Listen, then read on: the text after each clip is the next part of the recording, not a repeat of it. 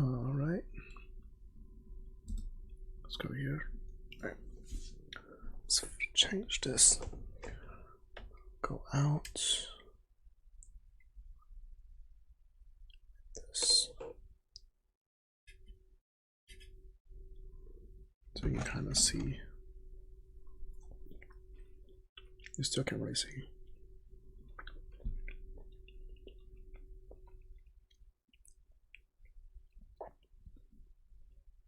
There.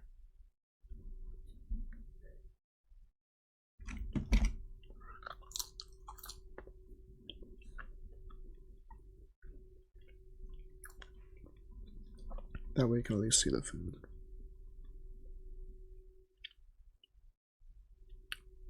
But I wish I could get an angle. See, my tripod is... I don't want to change my tripod. I'll just do this.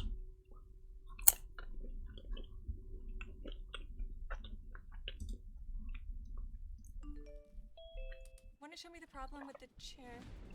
Greg, it's gonna be okay. I'm adding in my... Alright.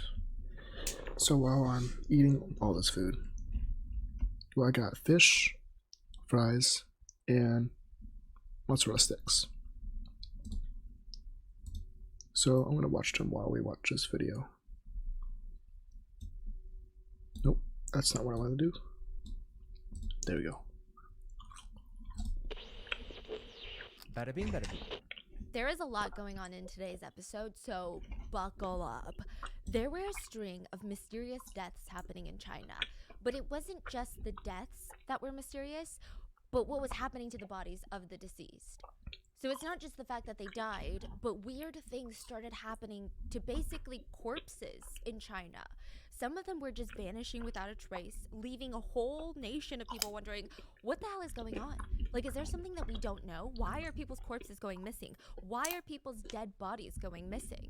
And all of these cases are connected in the strangest, most sinister way. I couldn't even have imagined it if I thought of like a horror movie plot. In 2021, a Douyin influencer, a TikTok influencer, by the name of Little Kitty. She had over 700,000 followers. I mean, she was known as a visual influencer. So people would follow her because she was very visually pleasing to look at. She would post about fashion, makeup, lifestyle. I mean, she was a very positive presence on the screen. In 2021, she posted a video that was very unlike all of her other videos. She seemed really, really serious. She looked visibly exhausted. She tells her viewers, "This is probably my last video. Thank you all for your support. You guys know that I've been struggling with depression for a while. Every time you see me being happy, that's just what I want to show you guys, okay? But recently, I can't take it anymore. If you want to know the reason, please go watch my live stream." 大家好，我是小猫。这也许可能是我最后一条给大家发送视频了。你们也知道，我得抑郁症已经很久了，甚至在医院已经住了2个多月了。看过我朋友圈的朋友都知道，我那是盖了公章的，是抑郁症患者，而不是你们所谓的那一种假的抑郁症。那你们看到我开心的样子，其实都是为了给你们看到而看到的。我希望大家看到我的视频是开心的，是快乐的，是知道我也是快乐的。可是最近我真的绷不住了，所以想知道原因的话，那就来小号看我直播吧。放心，这一条直播一定不是带货和广告。谢谢你们陪我这么久，谢谢。Over 1 million people saw this post. They immediately tuned into her live stream because they don't know what's going on. It's very cryptic. It seems dark and sinister. Like, what is she talking about? She directs everyone to this live stream, and she appears very out of it. She's smiling, but it doesn't feel genuine. She keeps zoning out in the live stream, and she just seemed overall very unstable. She's hinting that she doesn't want to keep streaming any longer. People kept commenting things like, "Please just get some rest.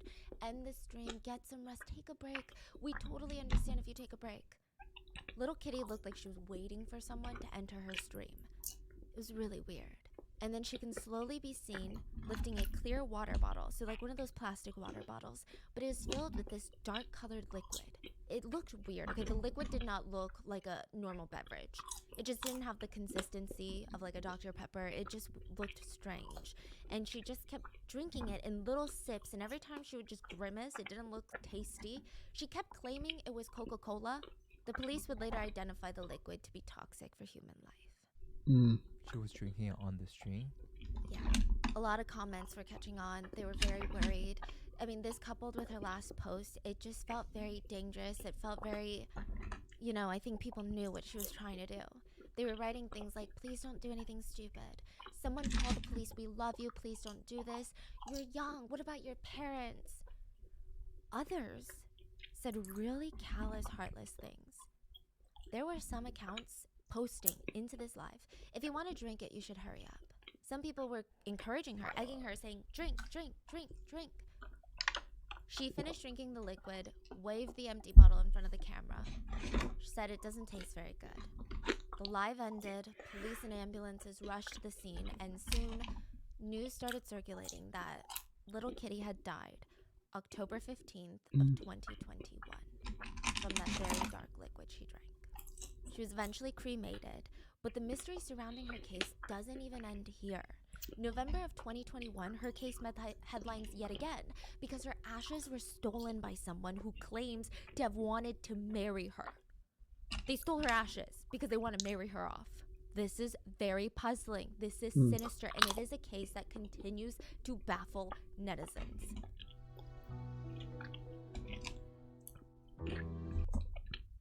I chose this video because it's kind of apt. It's like a live stream or stuff, so might as well go for it. These fries, pretty good. Well, they're American deli fries, so I really like the seasoning on them. The fries alone are not that great, but the seasoning really carries them pretty well.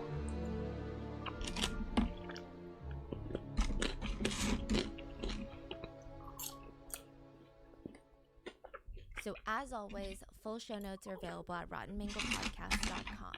I did get a Mandarin teacher to help with this research on this case, and also to help figure out like the socio-cultural context, because there is a bit of history to today's case, and it's a lot. But as always, if anything is lost in translation, or if you know any cases like this you'd like me to talk about, let us know in the comments. That's gonna take. Of course, netizens were devastated about little Kitty's death, but they were also kind of furious. It's speculated that little Kitty was cyberbullied to the point of ending things on her live stream. She just couldn't take it anymore. But you're wondering, why would someone cyberbully a woman who's just trying to share happy videos online, right? Of makeup and clothes of all things. Literally, why? So it starts in 2019, and it's kind of like a tragic tale that starts with a romance between two social media influencers, which is never a good way to start a story. Little Kitty in 2019 starts dating a small influencer by the name of Zhao. Z. Z was not in the same world as Little Kitty. He wasn't even in the same, I guess, level of influence as Kitty. All he did was post about basketball. Like, this guy was obsessed with basketball, and it's a very small niche. He just likes to play basketball, post videos, and no one really cared because I guess it wasn't that good. He didn't get nearly as many views or as love as Little Kitty. Despite that, the two of them, they fall in love, and Little Kitty is like, hey, we're like couple goals online. You need to keep posting on your channel. Like, you need to create a new account. Like, take it seriously. She constantly promoted his accounts, and just 2 years later, they break up in 2021. This is when Little Kitty starts getting cyberbullied. Which, like, why? Why would anyone cyberbully her? Z takes to social media to air out their dirty laundry. This guy is... We're not gonna get into it. So the cause of the breakup, according to Z, was Little Kitty's emotional instability. He said that she had an extreme personality where she would threaten to go to a high rooftop and jump. She would make him get on his knees and beg for forgiveness in exchange for her not jumping off the rooftop. He said that she used self-harm to manipulate Z and get her way in fights. Z claimed it was all fake, though. All the scars that she had shown him, they were all fake scars. He told his viewers. On top of that, anytime she got mad at me during a fight, she would go and sleep with a bunch of rich men. Allegedly, Little Kitty was pregnant, and Z did not believe the child was his. which caused them to break up. This is so messy. This would have been on literally every T channel. Like, it was very bad. The backlash was swift without even hearing out Little Kitty's side in a very clearly messy breakup where both sides have an incentive to lie about each other. The world was like, we hate Little Kitty. She's a manipulative gaslighter and a whore. She's a slut. Like, people were going insane. They would comment nonstop on all of her socials. Tell us the truth. Who's the kid's dad? So many handsome men in this world. I wonder which one is the dad. Her entire comment section became just insulting comment after insulting comment. And once the public was informed by Z, I believe, that she terminated her pregnancy, things got even worse. Z suddenly claimed, actually, the baby could have been mine, and I'm upset that she terminated the pregnancy. So now people are mad at her, like, you deprived this man of potentially being a father. And it's like, wait, what is going on? Why is everyone flip-flopping just to hate on her? He even posted, the child could have been mine. Maybe the viewers are misunderstanding, but the kid is gone now. I hope that everyone can just stop hating on her, and it's my fault that I didn't see through the hateful ways of society. Stop hating on her, guys. Even though she knows what she did, maybe I chose to do some wrong things too. Leave the past in the past, everyone. I hope viewers can stop holding on to this, and I hope she can live a bright future. It's like, sir, you just aired everyone's dirty laundry, and now you want to, like, take the good seed and be like, guys, calm down. It just didn't make sense. So things do kind of calm down, but not really. I mean, people still really wanted to hate Little Kitty, so that's what they do. This is like back in 2019. Everyone is just shitting on her. So the two enter into two new relationships. Z starts dating a new girl, and Little Kitty starts dating a guy by the name of Lee. And it was really, really rough for Little Kitty. I mean, just so bad. She never even told the truth about her past relationship. So with Z, you know how they just broke up? Little Kitty was getting all this hate, but she never got messy. She never went online and was like, you know what? Z cheated on me with his ex a month into dating me. So I think that he was using me for clout. I think that he was using me for views. He was still in contact with his ex. He was not a good person. And once he started getting viewers, he would even try to sleep with the viewers. He would engage in these inappropriate conversations with viewers. Like, here are just a few. A viewer liked one of his pictures and he DM'd her saying, just a like, let's get to know each other. So it seems like the viewer that had this conversation with Z released it. Oh, okay. And then, you know, it kind of got bigger and bigger. And then there were little instances where Little Kitty would hint at the fact that Z was inappropriate with viewers, that he also did things. She didn't go on a whole expose as Z did. Like, Z went on a witch hunt for her after they broke up. So the viewer said, your girlfriend has a great figure. Because I imagine, like, this viewer is a viewer of both of them. So she's like, you literally have a girlfriend. So your girlfriend has a great figure. And he continues, let's get to know each other, I said.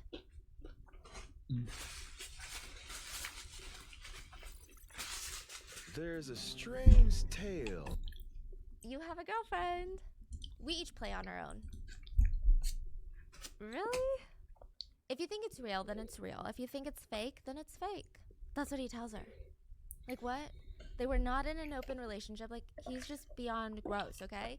So this is while they're dating. They break up, and everybody is shitting on Little Kitty, even though clearly Z's got issues of his own, right? Little Kitty tries to clarify a couple of things with the audience after the breakup. First of all, she claims, I would never fake self-harm scars. She said, that's disgusting. That's not in my character. Why would I do something like that? She did end up showing some of her scars, and they were very much real. She also showed that she was diagnosed with depression, which I really hate when people on the internet are pushed to the point of revealing a medical diagnosis, because really, like, you gotta go and put out your medical history just so people believe you. That's insane. And she said, I wasn't trying to use being sad as some sort of relationship manipulation tactic. Like, I never threatened to go die because we were in a fight. Like, I just am depressed. Like, I'm not trying to win a fight. She also denied all the cheating rumors, and she said, I'm literally depressed. I don't want to leave the house. I film when I can. What makes you think I have all this time to go sleep around with rich men? Like, I can't even get out of bed in the mornings. She said that Z controlled what she wore, demanded that they open a couple account, which she did not want to, but he kept asking her, and when she said no, that's when he ended things with her. So it does seem like she was pregnant at one point because she doesn't deny those rumors, but she said that she begged Z to do a paternity test. Z did not want to do one. He kept avoiding the test, and a lot of netizens started speculating that maybe Z was worried that the baby was indeed his, and he did not want to take responsibility. Not only for the child, but for also the false accusations that he put out saying, this child isn't mine. She got pregnant and that's why we broke up. So Z refused to ever take the DNA test, but he did go on a post about how the baby could have been his and how sad he was and like, stop hating on everyone. So when people start calling Z out for his shitty behavior finally, he proudly states that he gave little Kitty $15,000 to help her out, but he never gave her a single penny. Never. So despite all of this information coming out onto the internet, little Kitty is still getting hate comments. She's trying to stay strong. She's trying to stay posting online, but no matter how much she tries to clear her name, and the way that she's clearing her name is not even vindictive. She's just clearing her name from the allegations she was facing. It's not like she was going out of her way to shit on Z. They never stop following her around. These stupid rumors, though, that she's a slut, a whore, a manipulator, a gaslighter, uses mental health to her advantage in relationships. And it was just really bad. Eventually, she moves on with a new man by the name of Lee. Lee is not a good person. According to those that were close to little Kitty, Lee was using her for money. He scammed her into buying a house with his name on it, promising her that they were going to live there together forever. In October of 2021, the month that she passed away, he allegedly drugged little Kitty's water, invited his friends over, and they R-worded her. No. There is no police report, but sources close to little Kitty said that this happened. I'm not really sure. Now, this is where it gets really messy. Apparently, Lee vanished after all of this took place. Like, he left after the whole R-word alleged incident. So she went on this live stream almost as a cry for help to get his attention. Remember how I said that she was waiting for someone on the live stream? She was doing all of these things that was trying to get someone's attention. And I don't know if she was trying to get his attention because she wanted him back or if maybe she wanted him caught by the police. I don't know. I don't even know if the alleged R-wording incident happened. But we do know that was the main purpose of the live stream. But the only thing that's clear is that little Kitty was not doing well. People believe that she started with the live stream as a cry for attention and a cry for help and as a way to get Lee's attention. But with these people egging her on and with these hate comments flooding into the live stream, she made an impulsive decision to just go through with it. It's important to mention, one of the accounts that kept egging her to drink the dark-colored liquid was named You're the Most Precious and has an icon of a basketball player on their profile and nothing else. Remember, Z loves basketball. And I'm not saying it's him, but a lot of people pointed out this connection. So the account kept egging little Kitty on, telling her to drink more, and little Kitty's family would later try to take legal action against this account, but they were unable to find out who even owned this account. Douyin and all these places, they just shut down the account and never talked about it again. Even after little Kitty's death, Z posted, "Please stop thinking that the dead are superior. Stop spreading rumors. Like I said, I will take full legal responsibility for everything that I've said online. Her parents can come talk to me or take legal action regarding her actions, but I have all the proof. I'm disgusted by all of you fake justice people." Little Kitty ends up passing away, but this is where the case takes an even darker turn. A month after her death, she's cremated, and her ashes are stolen. Okay, well, they're swapped. Someone had come, taken her ashes, taken her, and replaced her ashes with a different powder.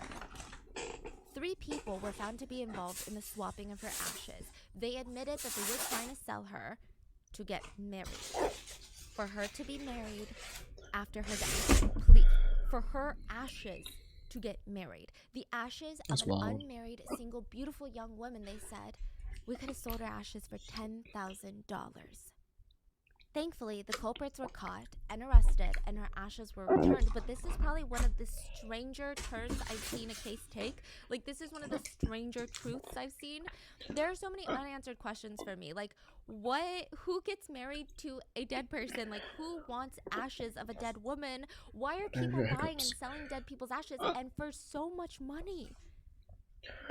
We all know that women's bodies have often been turned into commodities. Like, there are evil people in this world that know this, and they're going to try to make money off of women's bodies.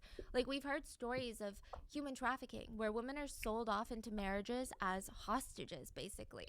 We've heard it all, where women's bodies are literally just bought and sold over and over again against their will. I don't think I've ever heard of a case where a woman's body was worth more dead than alive. This case is incredibly triggering, infuriating, it's dark, but let's dive in. There is a really strange connection between this case and another case that happened in a small rural town in central China. It was a drizzly summer night. The Jiang family had invited their family and friends over for like a little celebration of sorts. They went the extra mile. They had decorated their entire place. There were red paper cutouts adorning all of the walls, and you could see that each one had the word happiness written on there. Is that like a thing for Yeah. parties, or is there a specific event? Weddings, New Year, just the happy celebration. Yeah. Yeah, okay, so they got happiness all over the walls. On the other wall, there's this big portrait of a guy. There's red curtains draping around this giant portrait of him. So it's very interesting. That is the groom, and this was the wedding celebration. So, yeah, like you said, happy all over the walls. But nobody's dancing.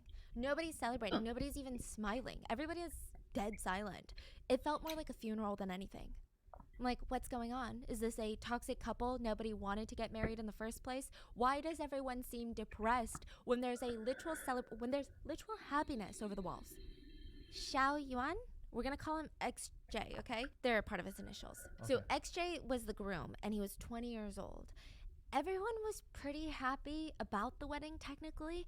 Okay, XJ had a really tough summer. He had gotten into a pretty bad accident about a month ago, so theoretically, his loved ones would be ecstatic for him. XJ's uncle, Miao, he runs into the room and he breaks the silence. He says, "The time has come for the bride and the groom to enter the bridal chamber. If your zodiac sign is a dragon, tiger, chicken, you can sit down. The rest, bring a shovel, we're leaving." So, we're going to get into the zodiac signs in a second. That's A weird. handful of people stood up, grabbed a shovel, ran into the back rooms with him, and there was no 20-year-old waiting for them. There was no couple nervously sitting on a chair like, oh my god, the bridal chamber, you know? There was nothing in the room but a closed casket. The uncle starts talking. "My dear nephew, I finally found you a new wife. You won't be ridiculed or lonely in the afterlife. Your new wife will take very good care of you. You will never be alone. Remember the accident a month ago that XJ was in? He never survived. XJ died a month ago. He Oh, was wow. in that coffin, and it was time to take him to meet his new wife. His new wife Hey, welcome back. was also dead. The How you family doing? had bought her corpse, and bodies are not cheap. XJ's family had paid about $4,000 for XJ's new wife, and her name was Li Ju. She was now going to make XJ a very, very happy man. Lee's family had dropped her off earlier that day, and Miao, the uncle, he remembered Yeah. Welcome to stream. I got fish and fries and stuff. I decided to do kind of a mukbang-ish kind of thing while watching a video. It's kind of like a true crime thing. It's pretty weird so far. opening up her casket for the first time. But after this, She I'll was gonna play be changed into this some beautiful Pokemon Mystery wedding Dungeon dress, again. and she just looked perfect. She looked beautiful, peaceful. Everyone half expected her to look, I don't know, more dead, but she just looked very graceful. She was what they deem in the market a fresh one. They prepped both bride and groom for their special day to be buried together as husband and wife. Now, as the uncle is getting ready for everyone to bring XJ's casket out to join the brides, so the bride's casket, Lee's casket, is outside. There's a hole dug for both of them. Her casket is in the hole, and now they're gonna bring out XJ, bury him next to his new wife, and do like a whole little ceremony and put some dirt on their caskets. But relatives outside, they start screaming bloody freaking murder. They're like ants, just throwing their shovels down and scattering into all these different directions. And it's raining. They're getting drenched in rain. And Miao is like, what's going on? What's going on? They're taking a second to catch their breaths. Miao runs out, and he's trying to see what the fuss is about. What is going on? The next part is going to sound like an urban legend, but it's not. The coffin in the grave was open, and the bride was sitting up, just What? strands of wet jet black hair covering her face, and she's waving her arms around. Her eyes look bewildered. Miao turns to his friends, Terrifying. asking what the hell happened. One of his friends was in charge of helping to dig the massive grave. He suddenly heard these weird scratching noises, like wood scratching noises. He was really spooked out by it, but he thought, you know what, I'm just probably scared because I'm digging a little grave. You know what I mean? Like, the environment is scary. Of course I'm going to be spooked out. I'm, like, paranoid. Makes sense. But just for fun and for peace of mind, really, he starts calling out, are you a ghost or a human? If you're alive, say something. Silence. Okay. Like, imagining things. What's wrong with me? But then the scratching noise comes again. And it's even louder. He's like, oh my god. I feel like I hear something. I must be losing my mind. So he runs towards the house and grabs a bunch of people who also go out with him. And they're all reassuring him on the way out to the gravesite. You're just imagining things. Like, you've been watching her corpse all day. Like, of course, you're just superstitious. You're overly freaked out with hanging out with a dead body all day.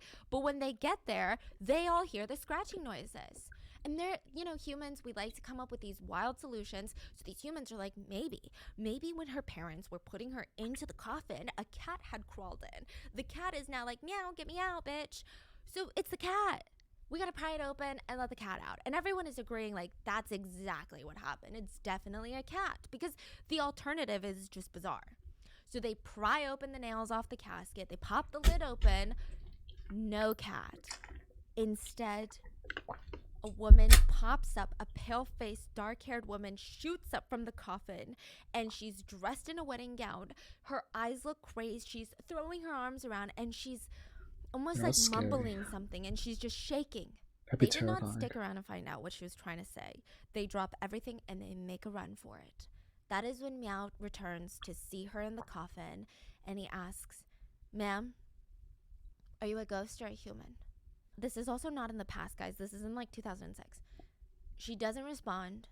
They call the police because, well, Miao is pretty damn sure it's not a ghost. He was pretty pissed. He had bought a dead human body, and the fact that he got one that was alive was kind of annoying to him. He kind of got scammed. I mean, Ambulances rush out to the little town, and it was it's clear kind of that what she he was deserves, not a ghost, honestly. and she needed help desperately. They rush her to the hospital, and it was revealed that this woman, the bride that was almost buried alive, was a woman named Li Ju, who was deaf, mute, and had a severe mental disability. She was walking down a busy road one day when a kind man, like a 60-year-old man, offered to help her. She accepted his help, got into his van, and there were 5 other men in the car that seemed really nice. One of them even graciously offered her a water bottle. She took it and took a big, long sip, Okay. fell asleep, Yep. and she woke up in this dark space. She had no idea where she was because she had been drugged, placed into the coffin, and was being prepared to be sold as a dead corpse. The men wanted to kill her because that's their whole business. They find women, kill them, and sell their corpses as ghost brides. They would retire early with more money than they knew what to do with. That was their plan. That's crazy. There's a market for that. But then they got cold feet. Or maybe they miscalculated the amount of drugs that would be needed to kill her. Lee was still alive when she was placed into the coffin, just super, super unconscious. She finally awoke when they were getting ready to bury her. She can't hear, she can't speak because she's deaf and mute, so she starts using her hands to feel her surroundings, and it's dark. She feels like she's suffocating. She starts scratching the walls around her, and that's how she was saved. Once the truth came out, Miao felt really, really bad. He had no clue that she wasn't already dead. He had no clue that she had been killed to become his nephew's bride. Like, that's not how it works. He thought he had bought someone who had naturally died. And he It's was still just weird, though. marrying them after death. He was really shaken up about this. He vowed to help her, and he took pictures of her, posted her pictures all over social media, and found her real family. Now, the family that dropped her off with him, they were the attempted killers. They were not her family. A few days later, Lee and her family were reunited. Meanwhile, the police went to work down tracking the guy that had taken Lee. This man had a lengthy criminal record. Lee wasn't even his first victim. He had an entire human trafficking business. The man was 65 years old. He had retired, but someone had told him, you know, you could make a lot of money selling dead women's bodies. He's like, that's good. Let me sell dead women's bodies. But inventory ran out. So the way that it started, he would spend most of his time driving around with his accomplices looking for vulnerable women. Now, since he's 65, he would use his age and kind appearance to his advantage and ask these women for help or help these women. Most of the women he targeted either had some sort of disability or had something going on where they were extra vulnerable. He felt like they were easier to target. This man did not I'm an idea man. see these women as real people. They were just inventory to him. He would kidnap these women, and at first he thought, I don't want to commit murder. You know, that's too much. I could go to jail for a very long time for that. I want to just sell these women. I just want to be a human trafficker. That's it. So simple, so innocent. I'm just going to look for buyers. I'm going to sell these women while they're still alive. So he would contact these super poor families in the area who had sons that were looking for wives.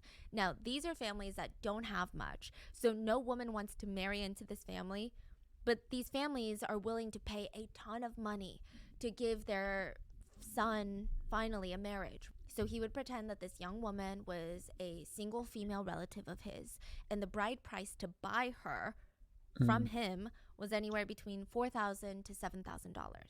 He was also really honest and said that, you know, they have either a mental or a physical disability. But again, these families, they weren't looking for wives or daughter-in-laws. They were looking for birthing machines. It was less about love and companionship. Side note, the disabilities also meant that it would be hard for the women or the victims to tell the truth of what was going on. And it would also mean that they were being R-worded. Because if they have a disability to that extent where they cannot communicate what happened, I imagine that they cannot consent. So he would first reach out to these families, and this was his business model when he first started. But the man was greedy. He was upset that he would have to go through all of this work to kidnap one girl, then he would be able to sell her just one time. That's a lot of work. So he's like, there's got to be a better business plan. So he creates a way to infinitely sell her over and over again. I literally want to punch these people in the face and honestly bury them alive. So he decides to start a sex trafficking ring. He's like, human trafficking, sex trafficking. Let's do it. He starts a brothel in his house, if you will, where men will come to, quote, meet their needs with these women who clearly cannot consent, but they're also extra vulnerable. He was actually caught doing this. Women were rescued from his house. They were being held hostage. They were rescued by the police. I mean, it was clear that they were forced into this, but he goes to prison for like a few years, gets out, and goes right back to his human trafficking scheme. And this time he's like, you know what? I've learned my lesson. Dead people don't talk. So he didn't like selling women while they were alive. So he wanted to sell them dead. In some parts of the world, women's bodies are worth more dead than they are alive. It's a statistic that makes you want to gag. Even with dead women's bodies, there are levels, rankings. The best type is what they call a fresh corpse, a fresh one. These are bodies of women that had just died. In fact, negotiations for the sale of these bodies typically happen while the person is still laying in the hospital bed fighting for their lives. Wow. Darn. And the parents are usually in on it. The starting price is, depending on the supply and demand, $12,000 on average for a super fresh woman's corpse, but can go up to $50,000. The second grade is what they call a, quote, wet corpse. These are the bodies of people who have died a few weeks to a few months ago, and they range anywhere between $7,000 to $12,000 on average. Then lastly, you have dried meat.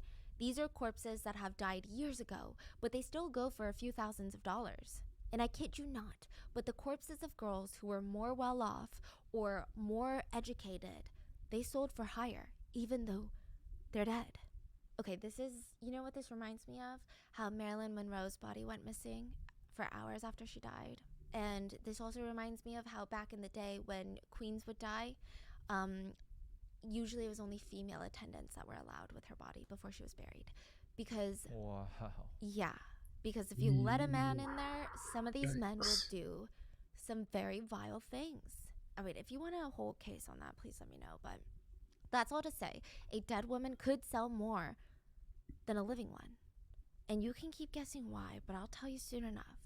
So the only problem that this guy had was that he only had living women. You know, where is this going? You know exactly where. He would advertise that a close female young unmarried relative of his had just suddenly passed. He would tell families with dead sons that he was heartbroken, that his niece would never be married. She would be alone for the rest of eternity because she was unmarried, which means she's going to go to the afterlife a single woman. I mean, how can that be? She was so smart, so beautiful. Surprisingly or not so surprisingly, it worked. For each girl he kidnapped off the street, he would find a family with a dead son that had a few extra thousands of dollars, and they would facilitate what is known as a ghost marriage. The dead groom's family buys a dead bride, performs a wedding to bury them together so that they will be married in the afterlife. The business was so good, ghost wedding matchmakers were making tens of thousands of dollars a month if they were really good. But how many young girls were dying naturally? That's crazy. Whose family would allow them to be sold as ghost brides for a cut of the proceeds? Not many.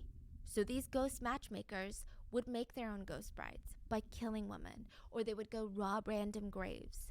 Side note, the man was arrested by the police and they promised a severe punishment. He was actually found by the townspeople before he was arrested and severely beaten up to a pulp, like bandages all over his face, beaten up. I've tried scouring the internet for what his sentence was, but I just couldn't find it. If you're familiar with this case, please let us know. But he was caught, he was taken in. But the pressing question is still, what the hell is a ghost marriage, and why is there a robust industry around ghost marriages? Because I get living weddings. We're in the middle of planning a wedding, and it's so expensive. There's so much money to be made, I guess, if you're in the industry. But ghost weddings? What is going on? Also, just because it's not part of your culture, please, a disclaimer, if it's not a part of your culture or what you know, it doesn't mean that it's backwards or lesser than.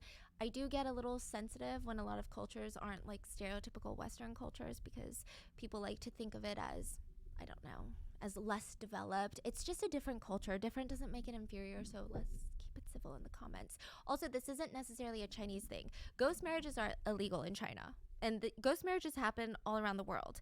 There have been cases like this in China, and I'm talking about them today, but there's a lot everywhere. Now, there is almost this urban legend in China, and I wonder if it's like an urban legend to you guys, but I've received it on the research end as like an urban legend, or maybe a superstition. So you know how in China and other places in Asia that some cultures give red packets, like red envelopes, and they're stuffed with cash, and it's usually grandparents giving it to the grandchildren or parents giving it to their underage kids, and it's a way to celebrate, but there are some rules to receiving a red packet. So red pockets traditionally, they're a good thing, they're very good. So during Chinese New Year, you get it, and you have to receive it with both hands, and it's like a birthday card. You gotta act like there's no cash in it. You act like it's just a token of love, a symbol of family, right? And you can't really open it in front of people. You gotta thank them and be like, oh my God, this is such a surprise. You take it home and then you open it. You get a little peek. It sounds like a blast, right? So one might imagine that if you were walking around and you find a red pocket just laying on the street, you'd be like, oh my God, that's exciting. I'm gonna pick it up. But there are certain parts of China where they tell you, do not ever pick up a red pocket on the street. But you're like, why? There's no better time to shop at Haverty's because right now everything's on sale. That means this. I already know what's in there. It's cash. Some little 12-year-old forgot to bring his red pocket. He dropped it. If you pick it up, you might open it up, and there might be a little bit of money. And curiously, a couple of strands of someone's hair, and someone's nail clippings, and horoscope information. And you're like standing there like, why is there hair and nail clippings in this red pocket? Like, that is weird. But while you're looking down confused, that's when they might strike. People might jump out and say, congratulations, you're the lucky one chosen by fate to marry my child. The only problem is, my child is dead. In a lot of cultures, it is believed that if your loved one, family member, your child dies single, they're going to spend eternity alone, and nobody's going to care for them in the afterlife. But not only that, dead single relatives will bring bad luck to the living family members because they're roaming around, they're lonely, they're anxious, they don't have a partner, they're not satisfied. So isn't that fantastic? Even in death, nobody is allowed to be alone in peace. So what do you do if your family member dies before they get married? You find someone to marry them after they die. But it's hard to find a willing participant. It's just not something you ask a favor of. Like, hey, family friend, do you mind marrying my dead uncle so you can be You can be fused with him in the afterlife, and your souls will be forever intertwined, and you can never really be with anybody else in the afterlife. Quick favor on a Tuesday night. It's not a casual IOU situation. So these families will put out red pockets on the ground to lure in potential brides and grooms. If you politely decline, they will tell you that you will be cursed with bad luck for the rest of eternity. So what do? Okay, maybe you marry their dead child. Sometimes it's rather innocent. Like, I don't know if that's the right word to describe it, but you go with them. They throw a little dress on you. You hold a picture of their deceased child, and you do this little makeshift wedding ceremony in their home. It's not legally binding. It's potentially spiritually binding if you believe in it, but it's the type of situation where I believe if someone has a hard time saying no, you might find yourself in that situation on a really bad day. You'd just be getting married to a ghost. These are the more innocent forms of ghost marriages, and none of this equates to technically anything illegal. This is not something that you would want to put out there. Like, China would not support this. The government would not support this. Local authorities would not support this. Chinese netizens would not support this. But it's not technically illegal. You're just like taking a couple of pictures and you're like, this is really weird. I'm going to leave now. Thanks. But there seems to be a pipeline between these ghost marriages and murder. And that's what we're talking about. But the only way to get to the motive of these murders is we need to understand ghost marriages, and there's two types of them. So the first one is like the one that I just told you, the most common type, where a family member dies, they're unmarried, and you find a living person to have this almost fake ceremony with them, and you're like, okay, I promise to take care of them in the afterlife whenever I die. Haha, we're married. It's not legally binding, nothing. You don't even have to know this person in real life. You don't even have to date them in real life. You're just doing it to make someone happy. Then the other ghost marriage is the one that starts getting illegal, is the one that the government starts being very, very sensitive about, where both parties are dead. Most likely, the two dead parties have never met each other in real life, or they never dated in real life, but their surviving family members will together hold a ceremony for their marriage. So let's say my daughter dies, his son is dead, they're already buried separately. We're like, you know what, let's have a ceremony, dig them up, and rebury them together so that they're not alone in their little grave sites and in the afterlife. This is dangerous because when you're digging up dead bodies, that's not only just biohazard, but it's also, there's a lot that could go wrong. There's a lot that just is complicated. And what's interesting is that these two families that have never known each other, their kids have never dated, but they will treat each other like in-laws after this ceremony.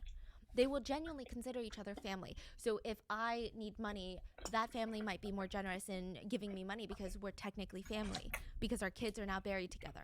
But it's basically a grave relocation and a quick ceremony. That's about it. But they consider each other family.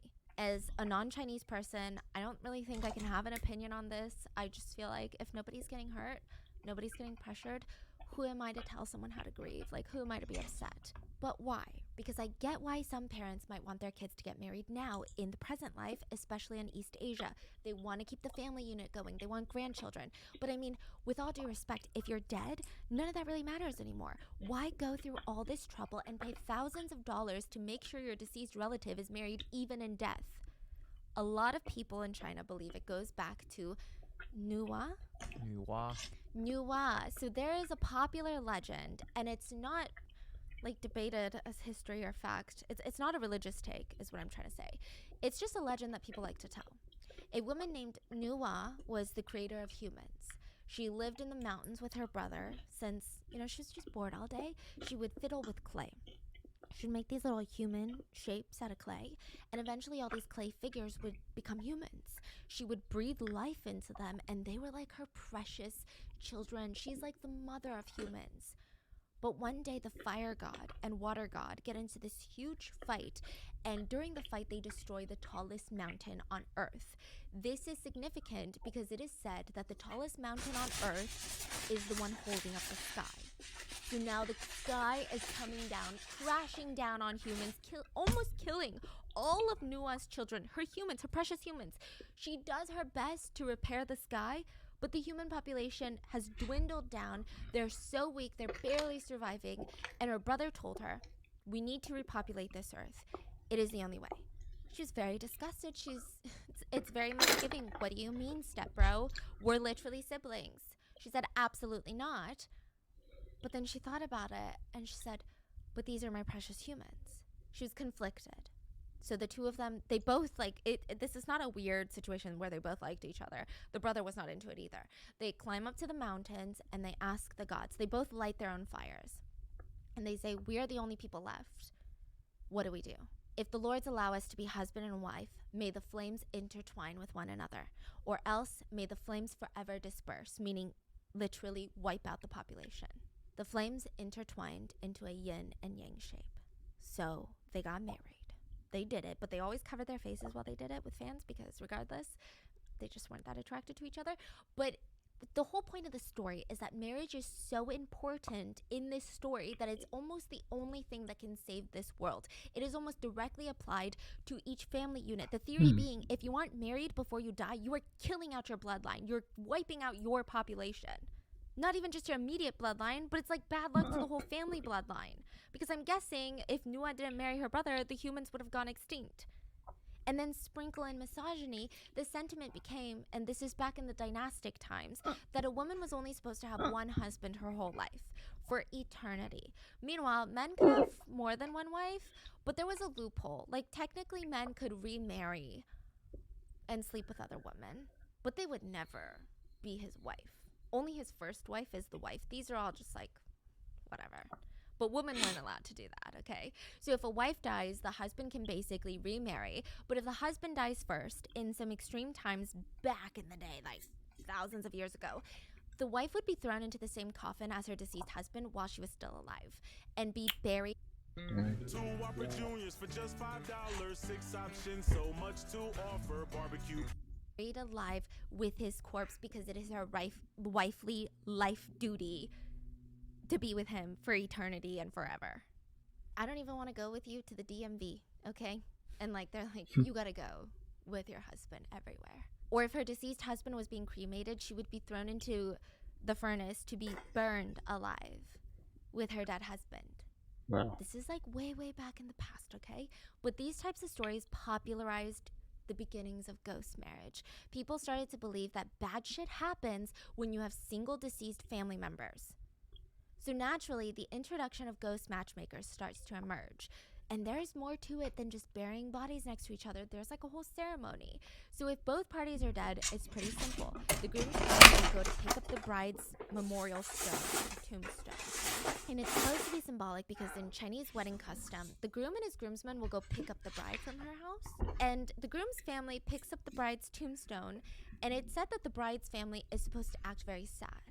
Oh, because like they're departing with their daughter. They're like, their daughter is getting married off now. Wow. So they're supposed to cry and like put on a whole show and chase after them, which is very interesting. Is that like a thing in regular customs when people are alive? Like, yeah, sometimes I guess. where it's like a no. Yeah. Like parents will cry and Yeah. goodbye, daughter. That's very dramatic. I'm Yeah. like, I'm right here.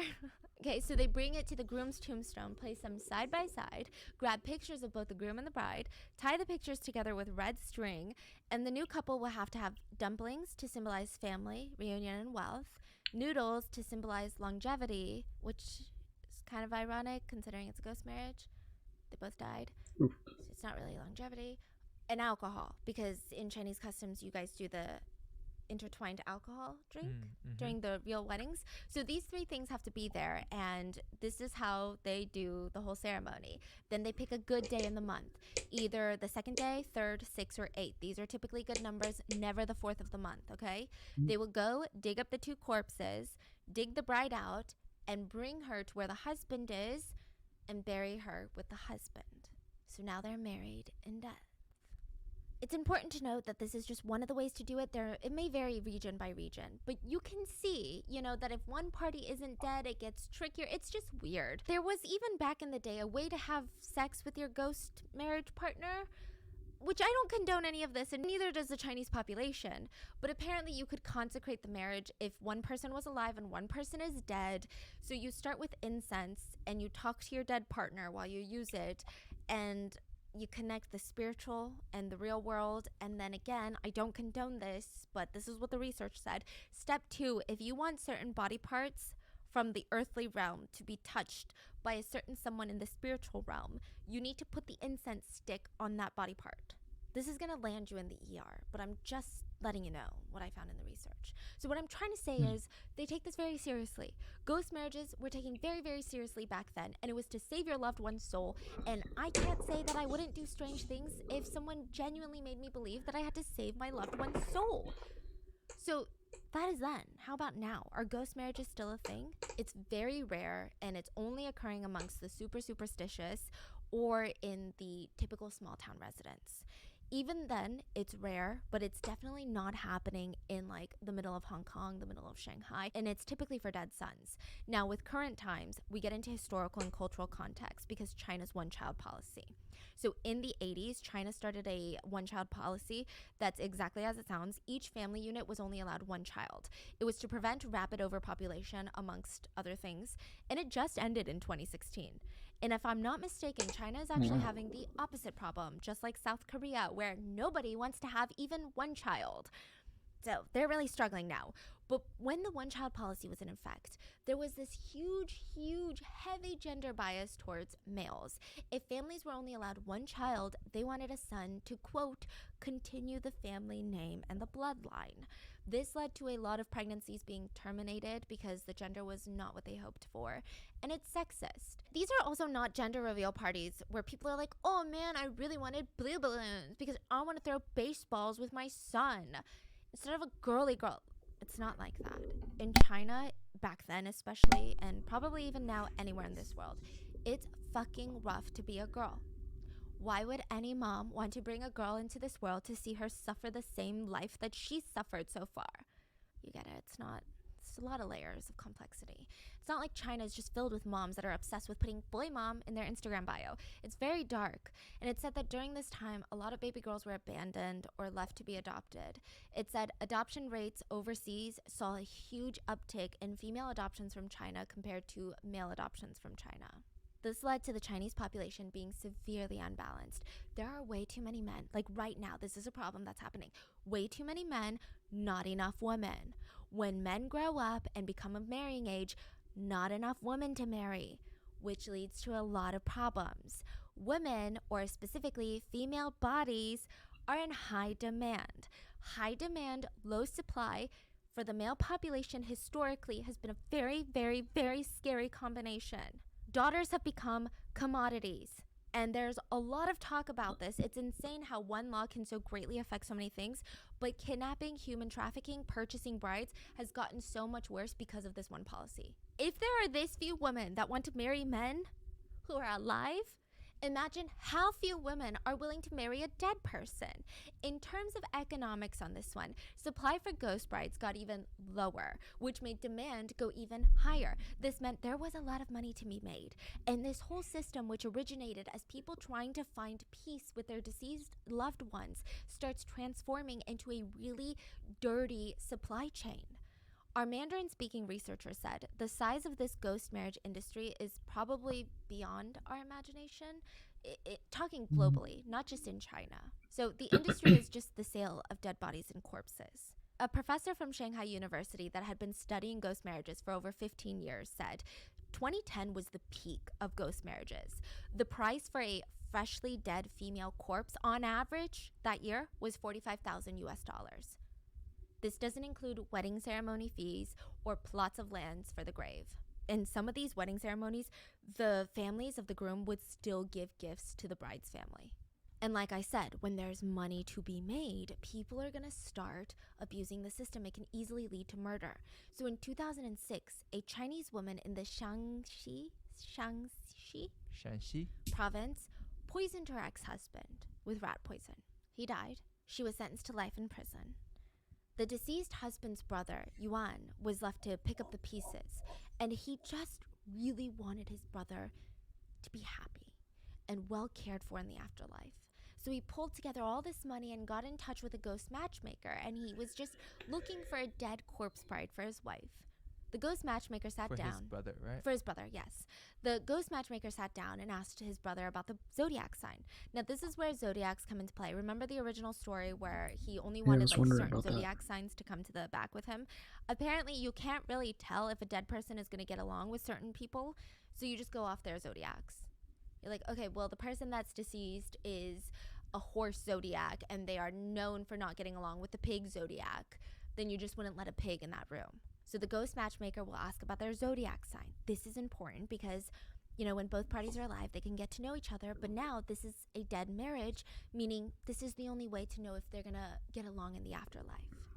The matchmaker told Yuan that there was a family whose daughter was terminally ill. She's still alive right now, but she's about to pass away. They were also looking to give their daughter a husband in the death. So this is perfect. A few months later, Yuan receives the girl's coffin and starts digging his brother's grave. He even Impeccable elegance and endearing. called the police to supervise, which, side note, ghost marriages are illegal in China. But in more rural areas, police might look the other way. But he just wanted to show them, like, I'm doing everything I can to do this in the right way. Like, I'm not killing anyone, like those rare once-in-a-while stories you hear. I'm not doing that. Like, I'm literally purchased a corpse, and her family is okay with it. Her family sold her to me. And we're just gonna bury her with my brother. Nothing shady is going on. The girl, let's call her May. May was dead. So, this much was true. The police watch the couple get married and be buried next to each other. And for about a year, everything was good until it wasn't. The matchmakers, they went on their merry way, patting themselves on the back for creating another blessed union. But in 2006, they were busted for killing a girl. 3 matchmakers were working as a team, and they would kidnap young women, turn them into corpses. They were arrested for robbery, and during the investigation, with enough pressure, they admitted to be involved in ghost matchmaking. The police start connecting the dots with their claims and some of the girls that were reportedly missing in the area, including a girl named May. May's dad had been talking to the police to talk about how he hadn't heard from his daughter in a really long time. They start investigating, and what they found was really, really nefarious. May was a young woman with a severe mental disability. Her mind would never develop beyond the age of 6 years old. She wasn't able to fully learn how to use the restroom on her own. Her parents, who were very impoverished, they didn't really know what to do. They felt like this was no future for her, and when she was about to turn 20, they said, look, she should be married. I don't know her parents. I don't know why they thought this, and I'm sure we come from very different socioeconomic backgrounds, so it's very hard for me to put myself in that position, but that's kind of crazy. They were like, at least maybe she can have kids. Mind you, she can't consent to sexual activity because she can't. They said, I know my daughter can't fall in love with someone like other girls her age, but maybe she can still make babies. So they offered her up as a birthing machine, basically. They were honest with potential suitors and potential grooms and said, she's not going to be a perfect wife. She's not going to be a companion. She's going to need a lot of care, but she can be R-worded and forcibly impregnated, basically.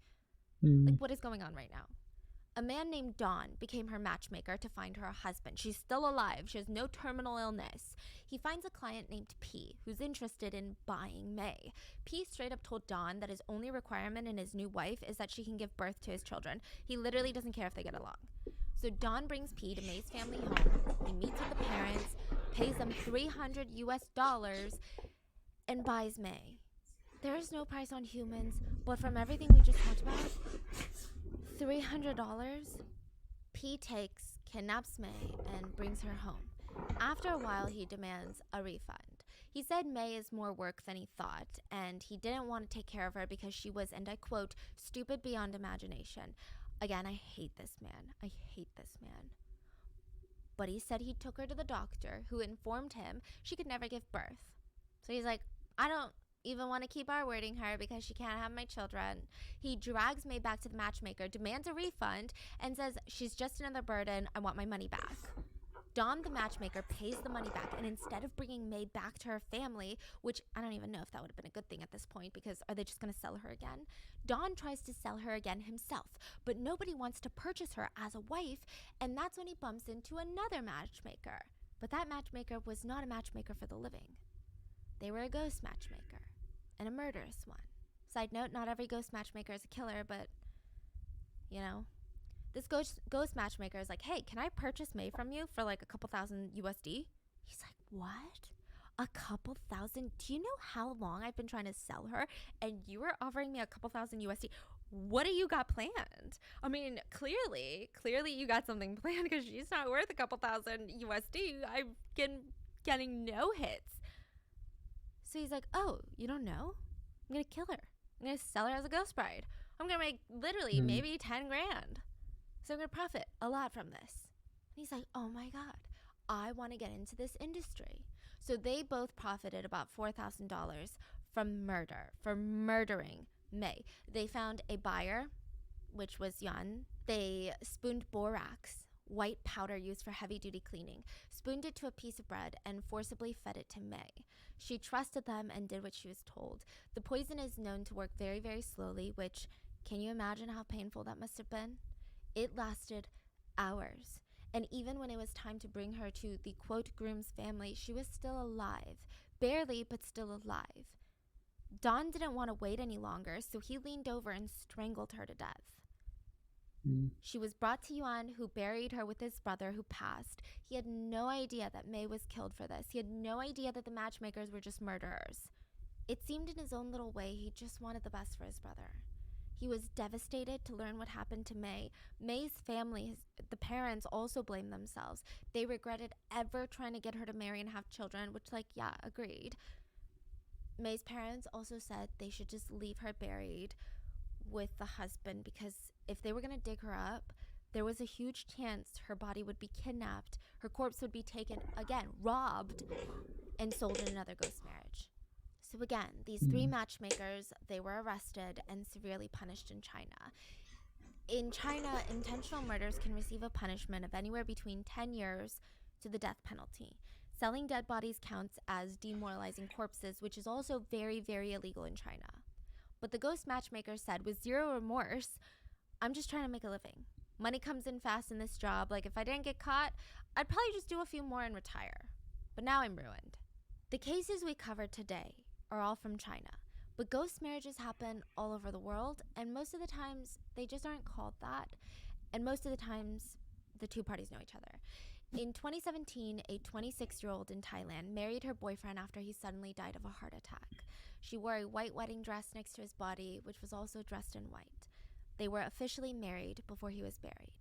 A year earlier in France, a 25-year-old married her boyfriend after he got into a fatal car accident.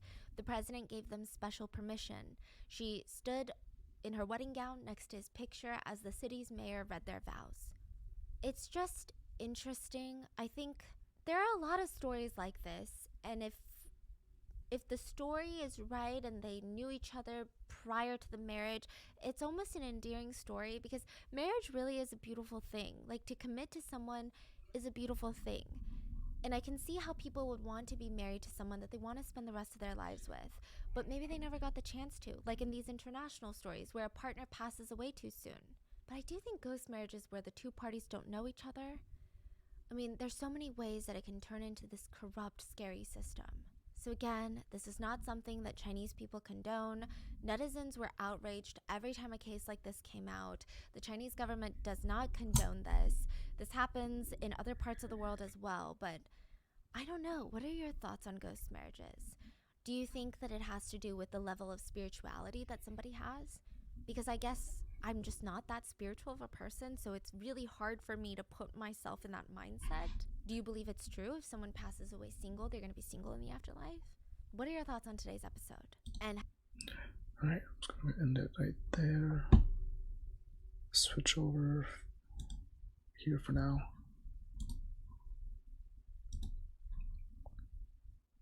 Get this open.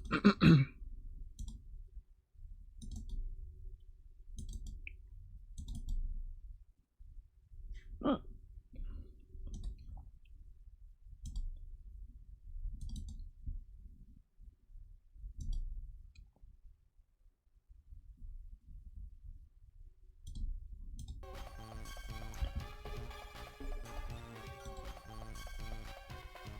Gonna lower down my volume a little bit and go to here.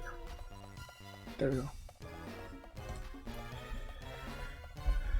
Okay. So we're just got exiled by everybody, by the townspeople, because they found out that we are human.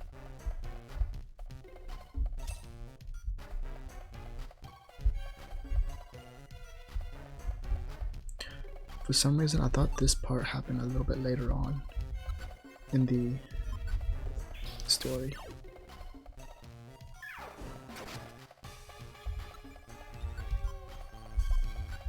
I'm gonna put all these on for now, so he doesn't use up all of his embers.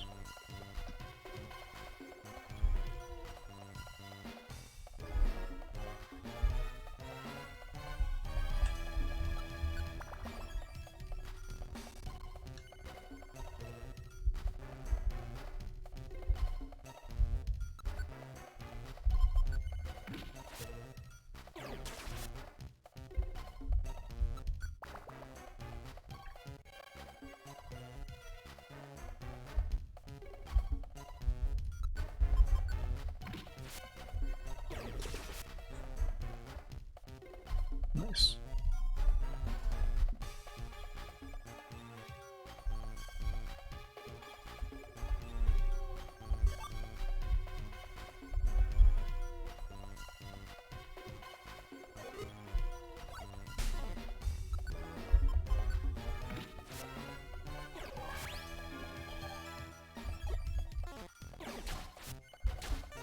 I'm gonna go this way.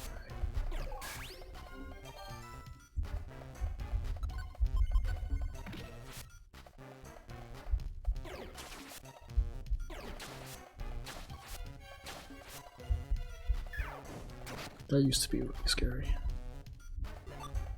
Kurogami. Guess I'll hold on to it for now. I did want to save those a little more, but I don't have access to my storage. I'm not gonna have access for it for a while, so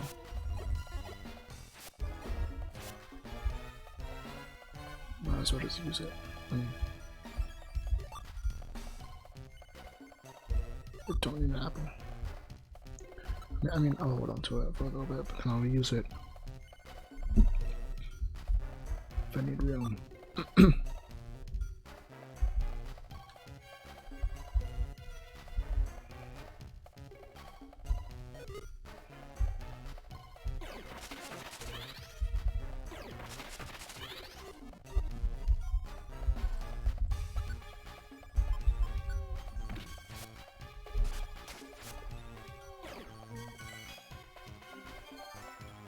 Dang.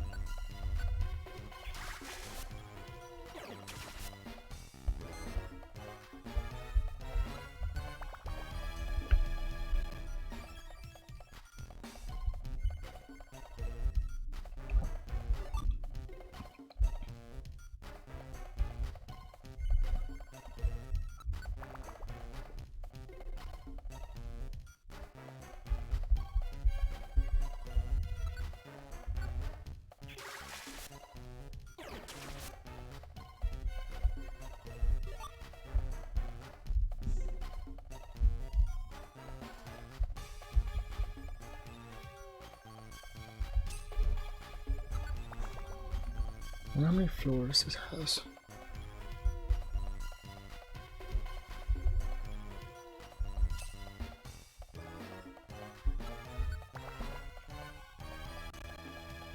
I'm guessing 11. Not sure why, but I feel like 11 is a good number.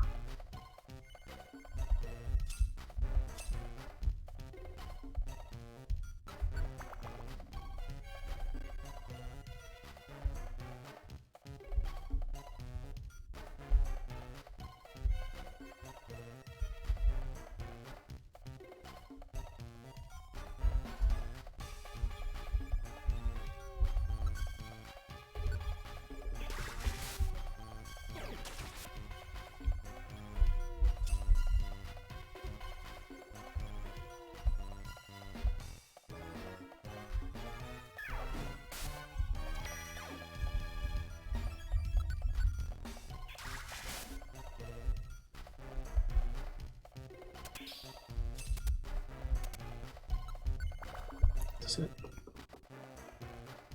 It's not. That's not what I want to do.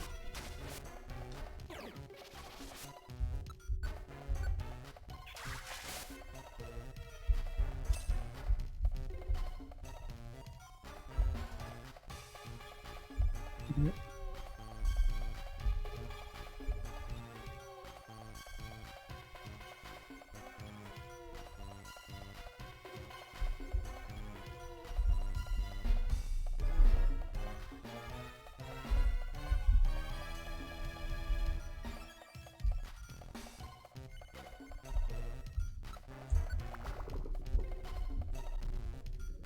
It's still going.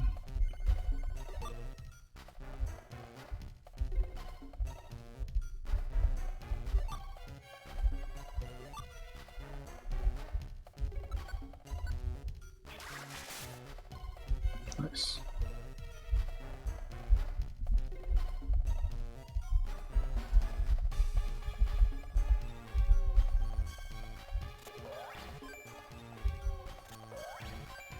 It's kind of scary.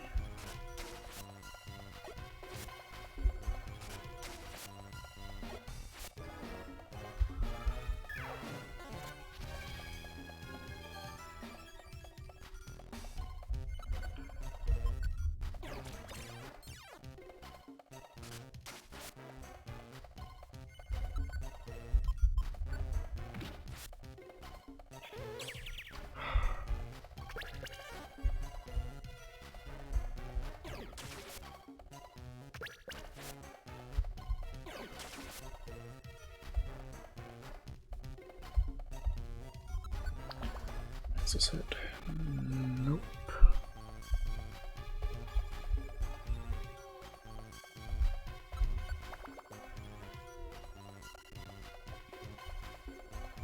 Still no. Is it 15?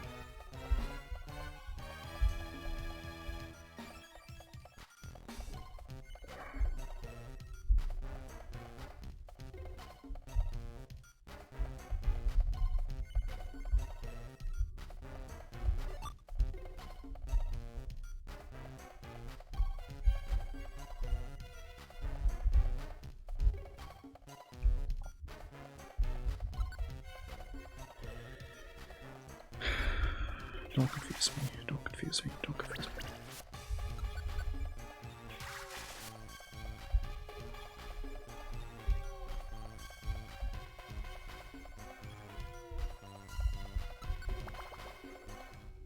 That's it.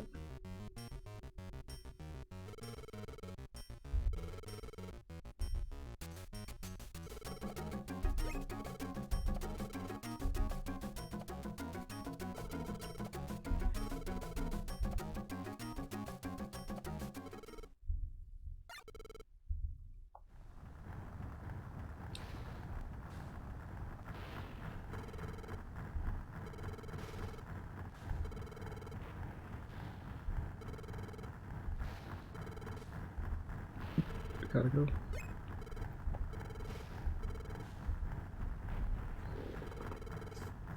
Mount Blaze.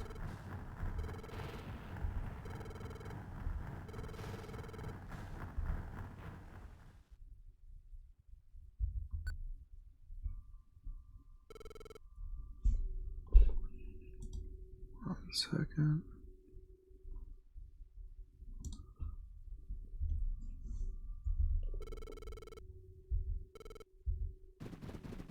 Does I hear roaring?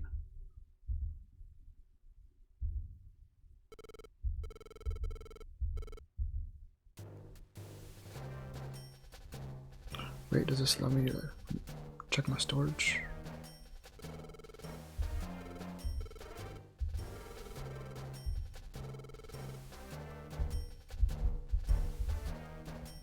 Yes.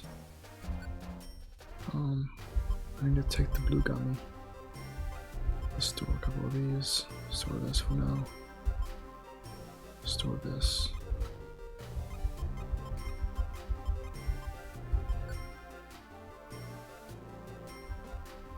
That's good. I wish I could store my money. Right. Let's go. Let's do the rock path first, just for some more experience. And items. No. Hunger seed. Speaking of hunger.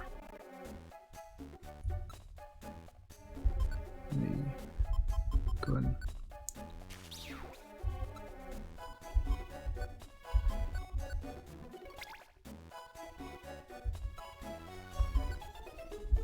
What does this do?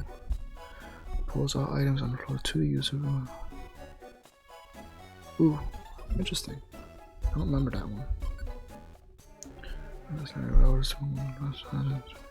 Use a Pokemon other than the leader.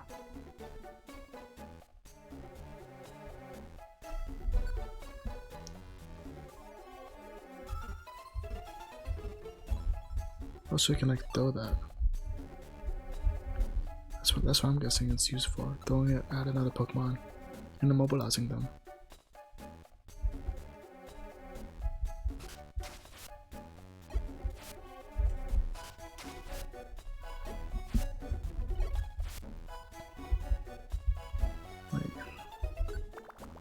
Wait, the purpose of me being here is to get levels. I should. Well, I guess I don't need to. That was basically useless. But honestly, I don't think I'll need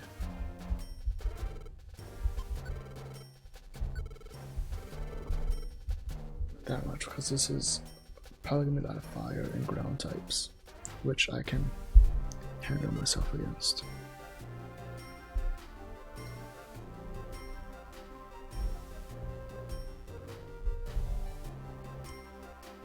I feel like I'm pretty close to a level up.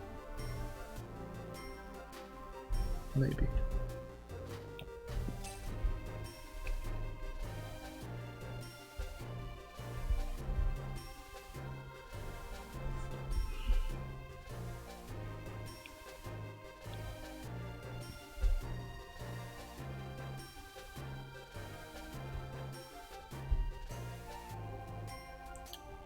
Huh.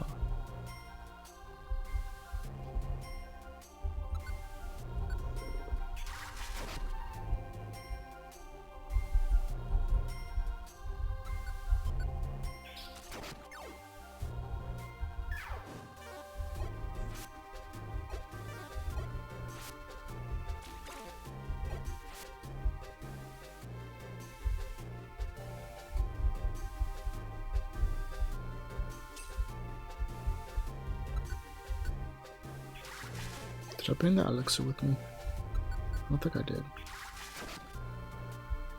Oh, I hope I find one.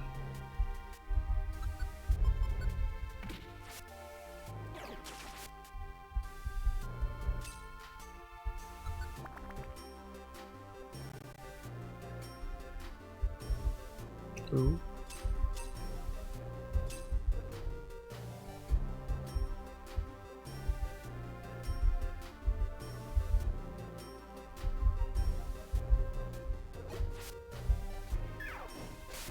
Ooh, I did a lot.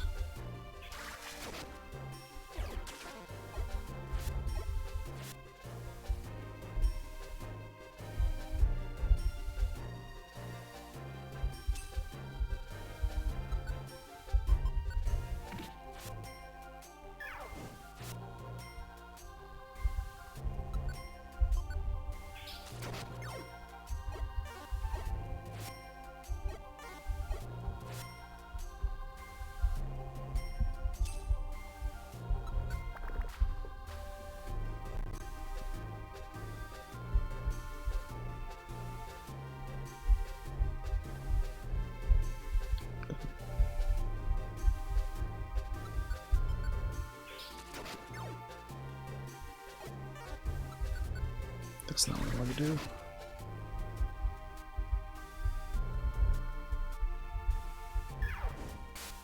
Dang.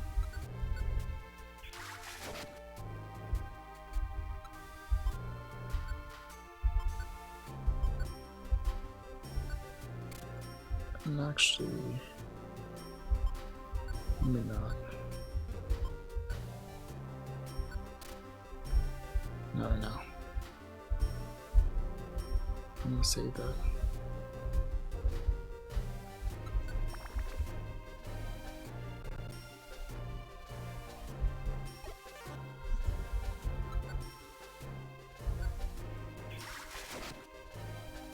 Nice.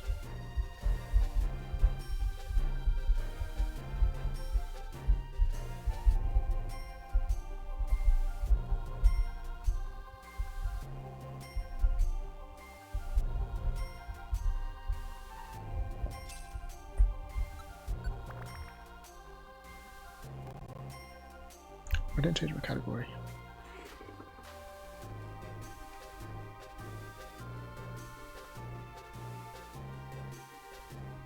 Edit stream info.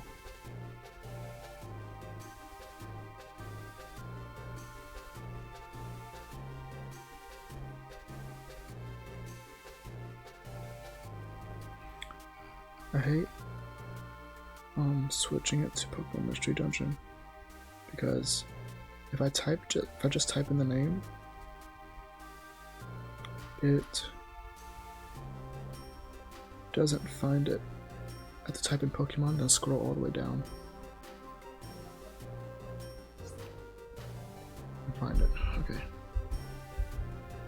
I don't know why. I don't know what just made me think about my category.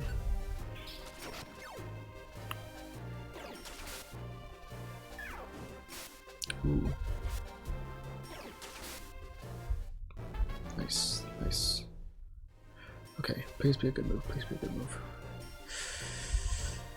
Not great. Does it do anything different in this game? Nope.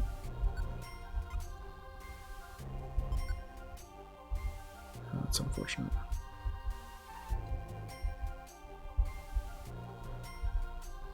Ooh, hidden power.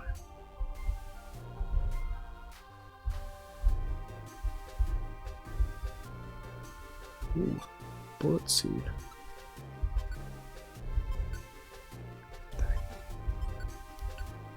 What does this do in this game?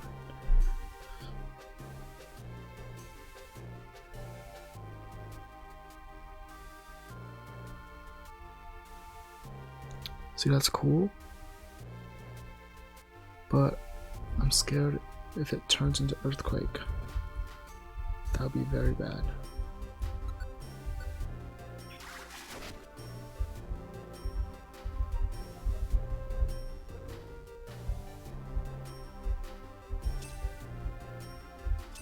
Do I have Max Luxfer? I don't.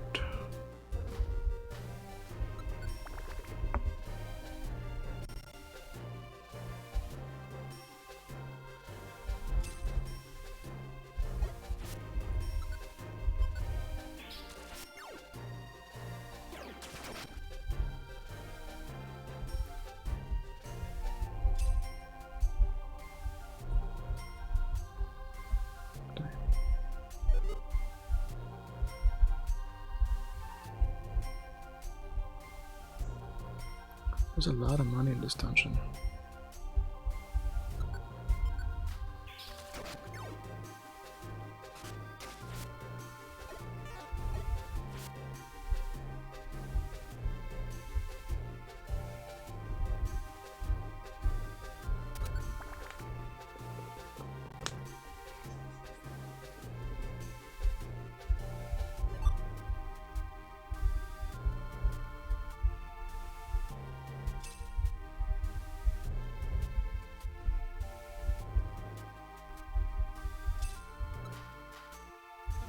$1,500.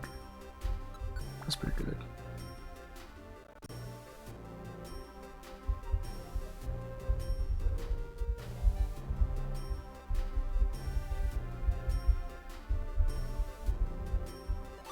Taunt. Why can I get like surf or hydro pump? Oh boy. Oh boy.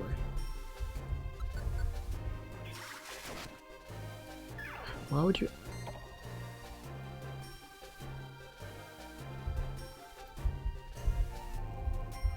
I'm getting this KO.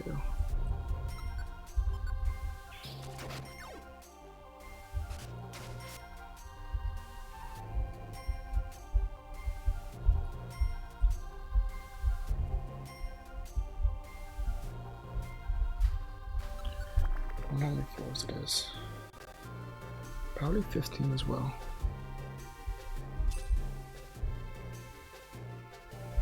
Right.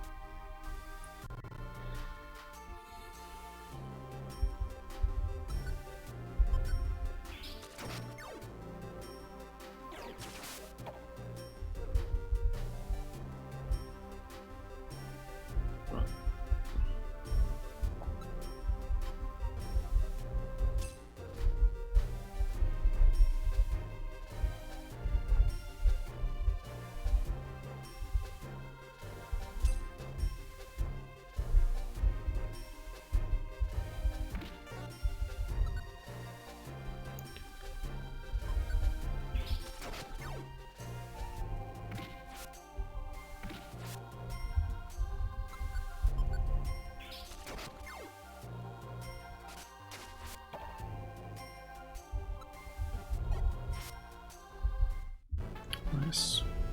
Move. Nice. Be a good move. So gains an enraged status. Its attack raises by 1 level every time it takes damage.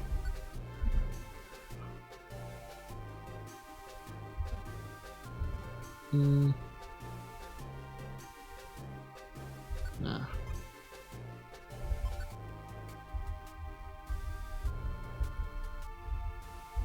Okay.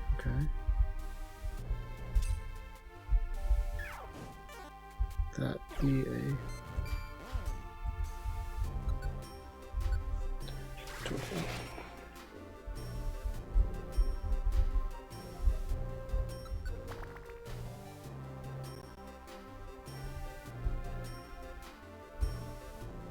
There really is a lot of money in this dungeon. It's pretty nice.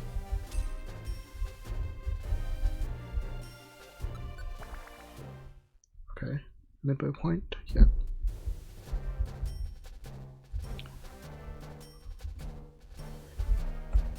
Yeah, so it should be maybe 3 or 5 floors.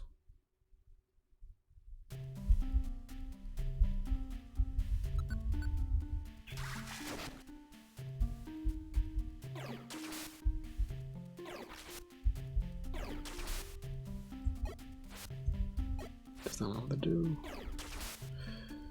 Reddit died anyway, which is good. Pretty sure it's gonna be more.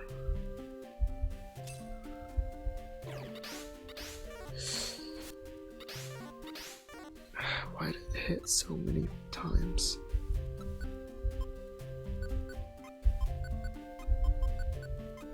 We need to do Ember.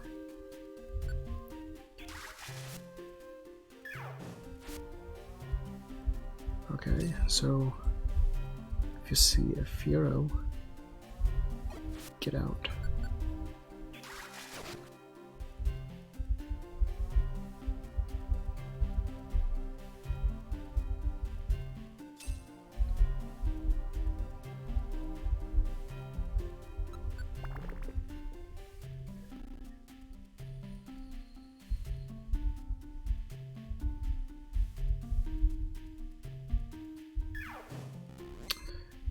What's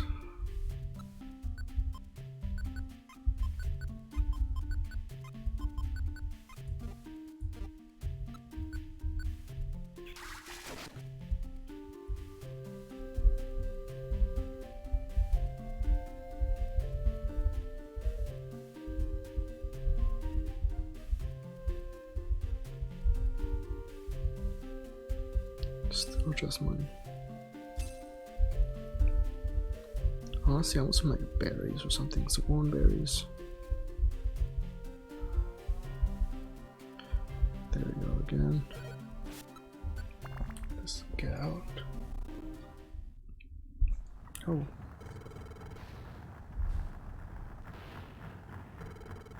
I didn't realize I was already here.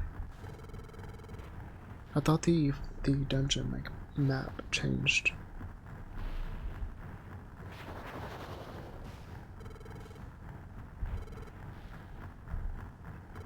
Sir, you have a fire on your tail. You're fine.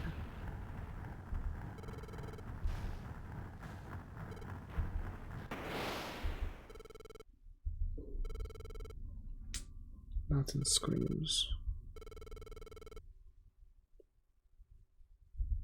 No.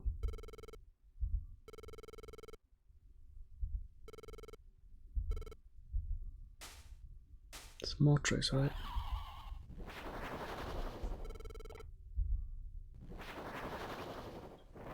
Yep. Okay. So I have no blast seeds. Is he on guard? Okay, I have gravel rock, that's a 20.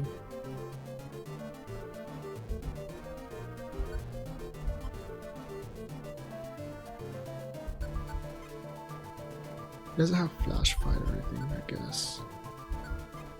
No, let me do this. I don't want to lose my stuff.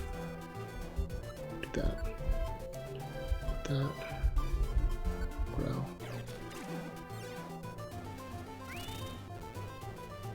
That's not good. Okay. This should do a good amount. Decent. Yikes. Torrent? No torrent. Oranberry, oranberry, oranberry. I'm done. Oranberry.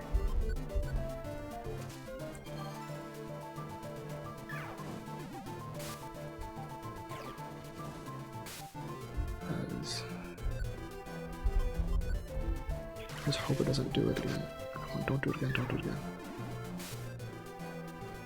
Okay, that's fine. That's not fine. Well, this is winnable. Try it again. This time let me try to do the gravel rock.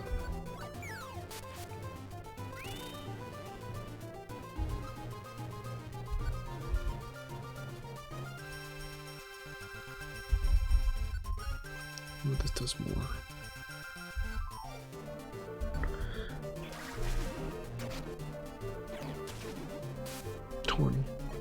Doesn't.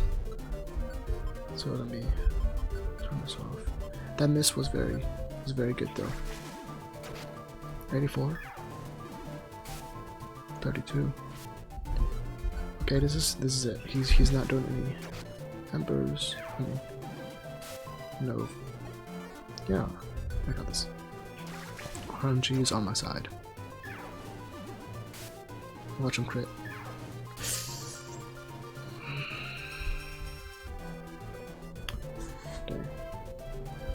Forgot I put my BRB on that one. Okay, let's try again.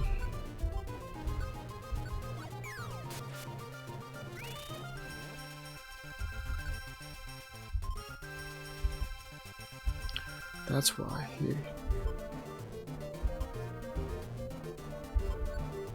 Okay, so next time.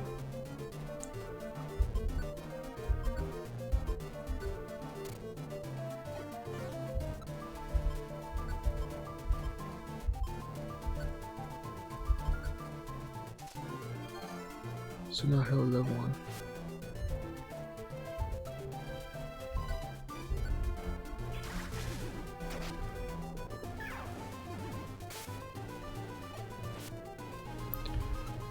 He can kill me with a fire spin.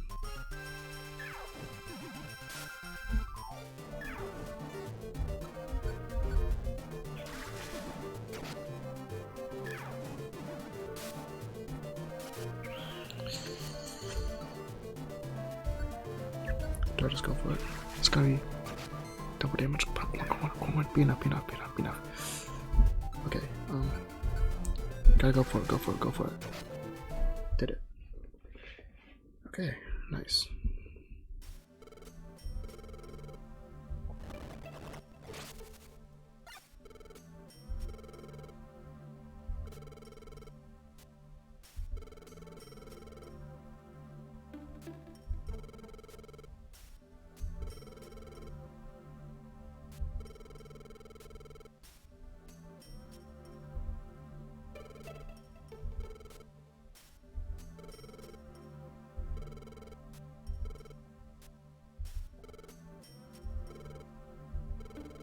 just staring into each other's eyes.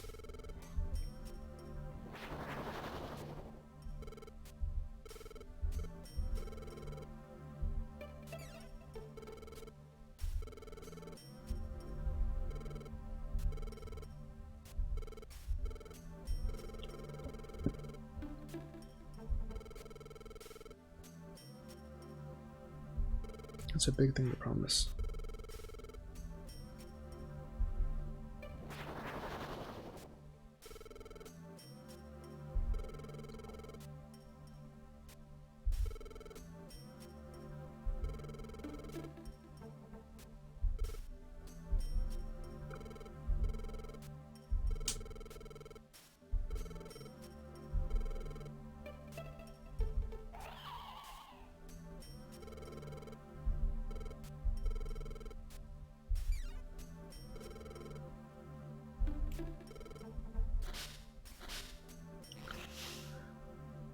Do we go to the ice place next?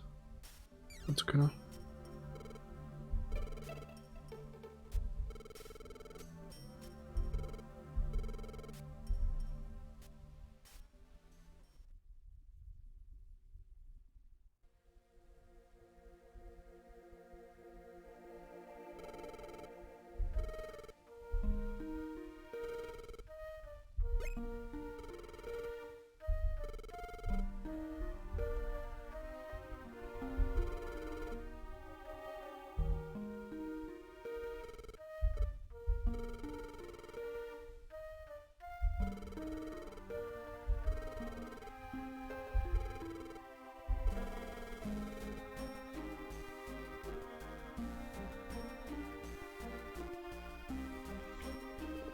Be realistic, there are. Like, there are. Yeah, Alexander, Tyranitar, Charizard.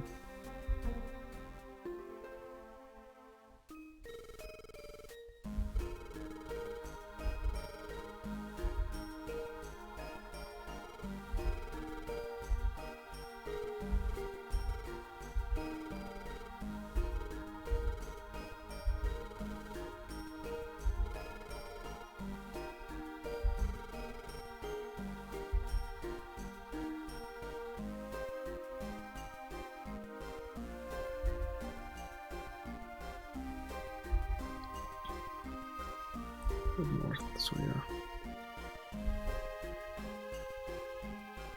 Treasure swamps, frozen cliffs.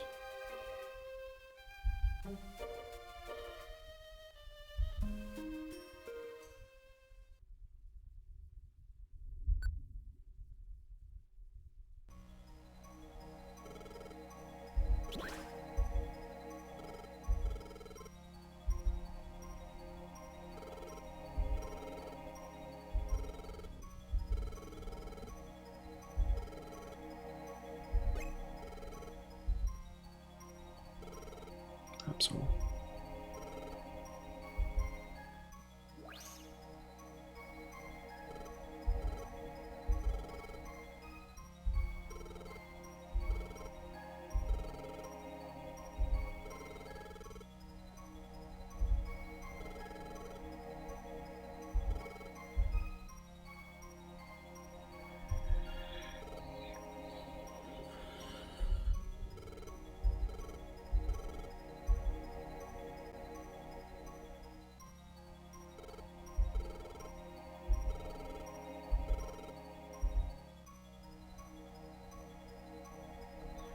Alright.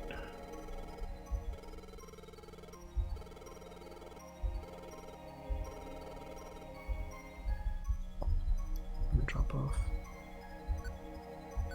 some stuff. These, I guess, keep those. Sell these.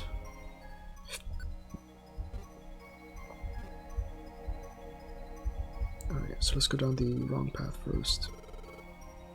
I'm pretty sure the snow path. Oh, which one's the wrong one?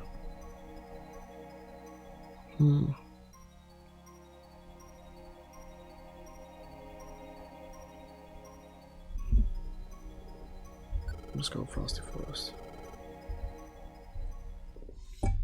it was easier to recognize which one was the incorrect path on the other one, but who knows? Maybe this is the wrong path.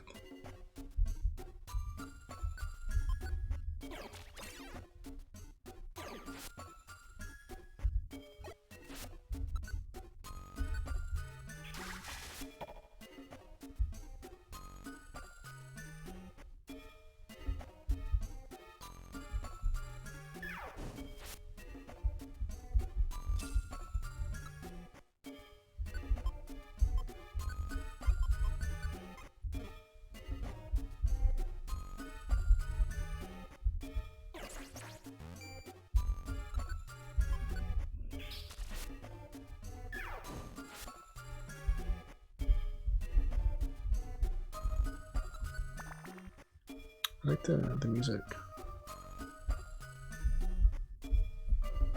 They do a good job of capturing like the atmosphere.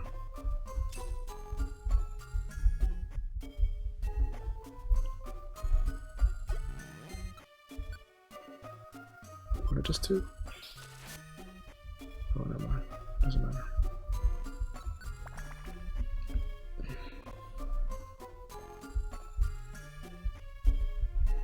I will take this. It's a ferret with the one berry that I don't mind.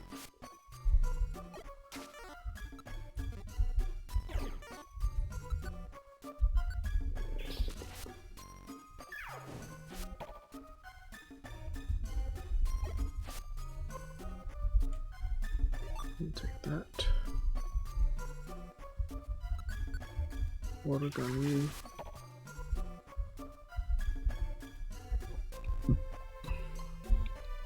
I wish I can get some more ranged attacks.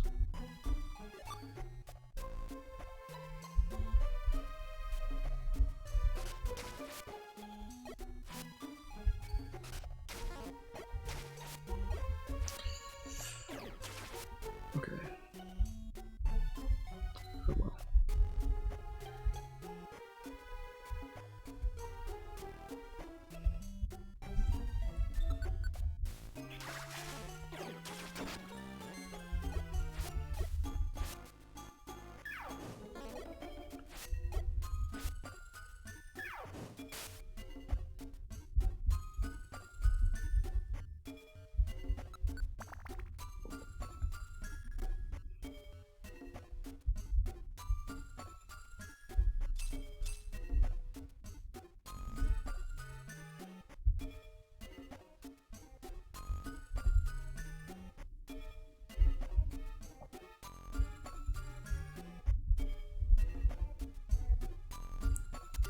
Might be worth.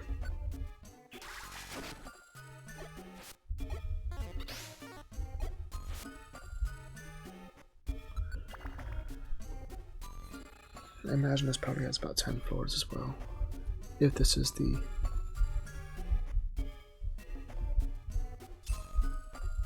correct way. If not, then this is probably one of the last floors.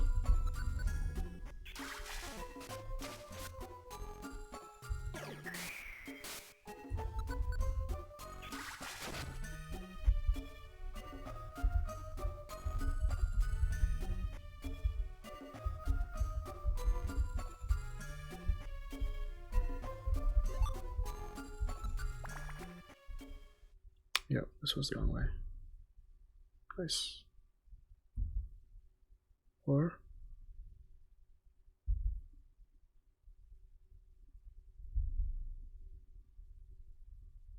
pressure on the forest.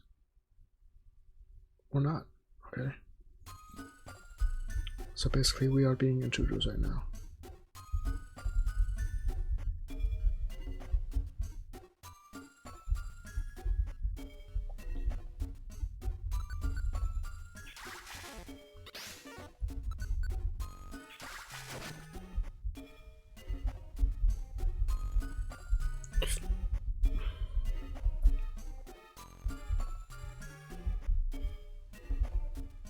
Ooh.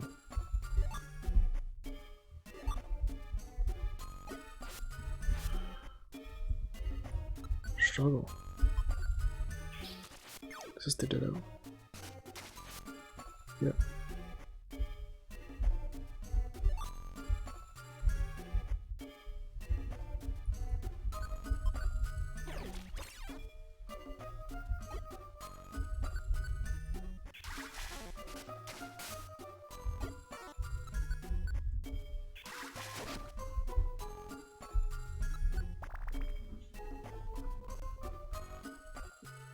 Mighty Anna.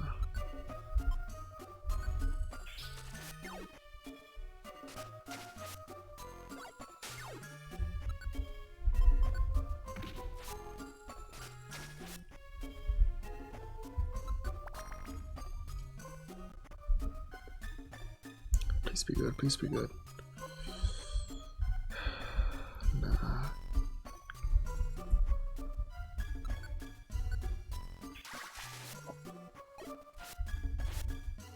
Okay. All these data out here. Speak committing simple. That's not what I want to do. Oh, it's another ditto.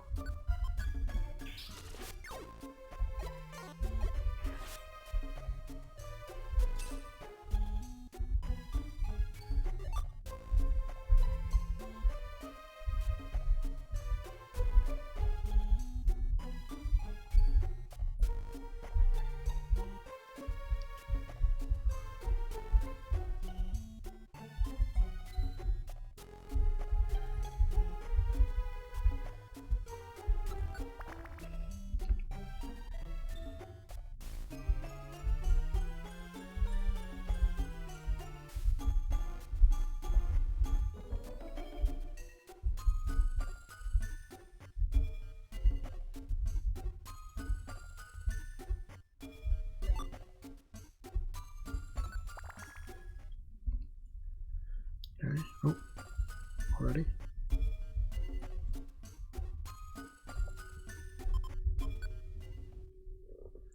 Frosty Grotto.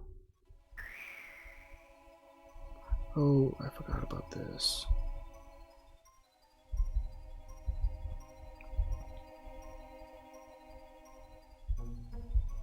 Maybe not, never mind, that's not what I thought it was. I thought it was hail. Pretty sure in one area it hails to where you take damage every couple of steps, which is very stressful.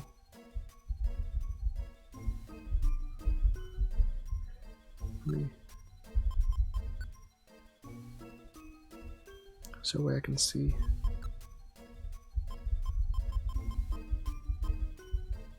Weather is snow. What does that mean though?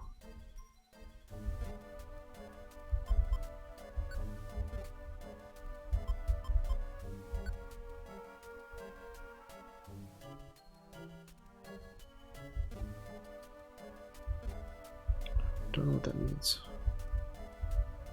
Revive seed? Nice.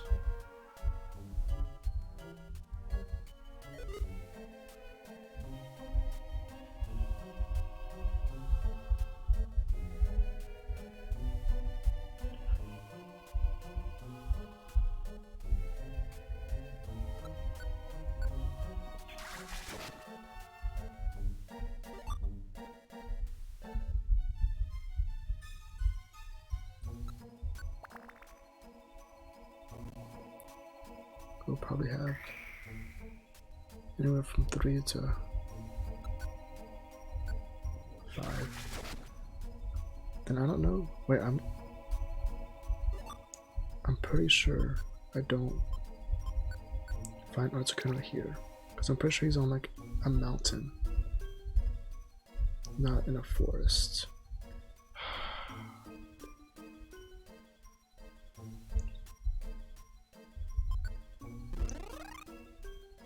It's not too far though, and it's coming towards me, which is good. Thank you.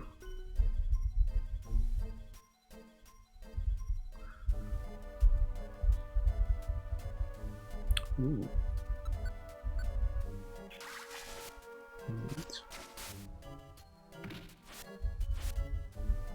Nice.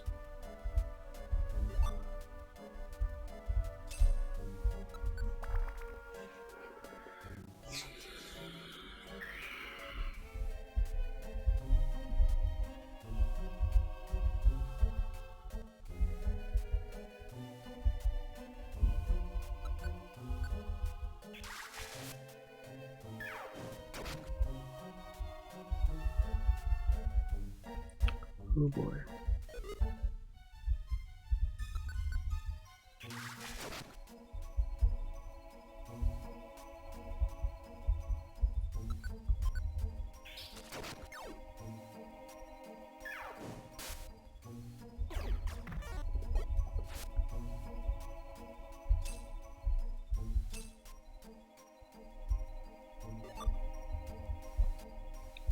Honestly, I'm just gonna eat these clear gummies just to make some inventory space.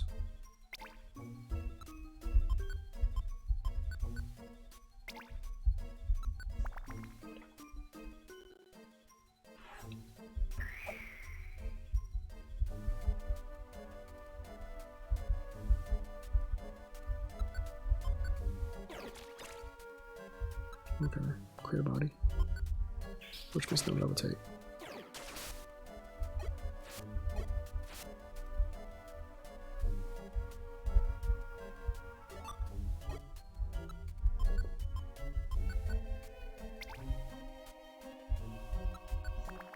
Forgot about traps. I guess Articuno is here.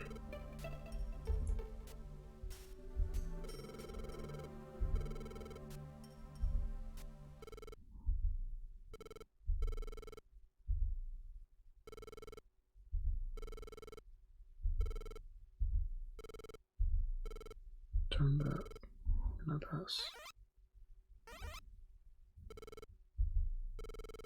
Forbidden pass, Gandalf.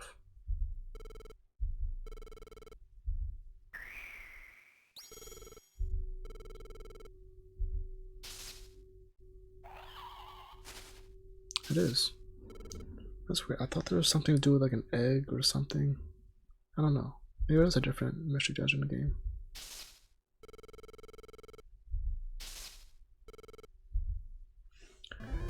Wait, let me check everybody's health. Okay. I have no gravel rocks. Nothing to throw. Guess I just growl. Only use Ember.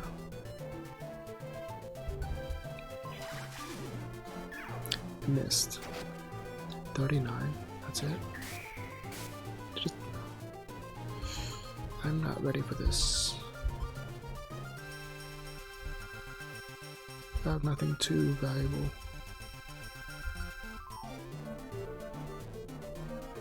Yeah, I'm gonna. Okay, I'm doing 68 because I'm taunted. Yeah. Well, wait.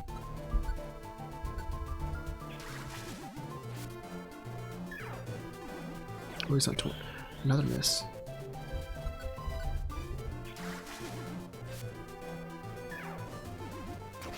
Alright, I'm gonna try it again.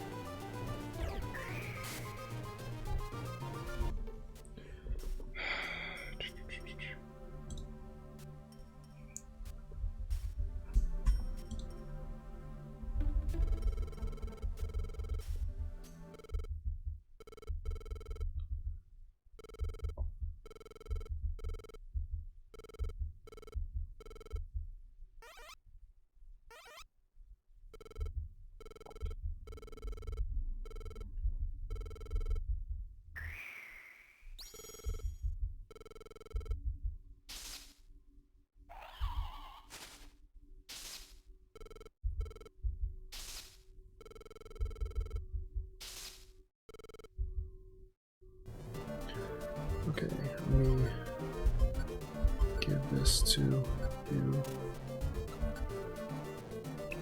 I'm just gonna hope I don't miss my. Dang.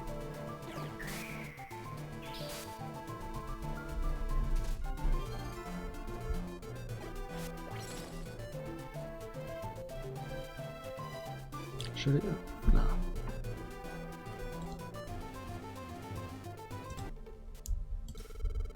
Let me remember to save this time.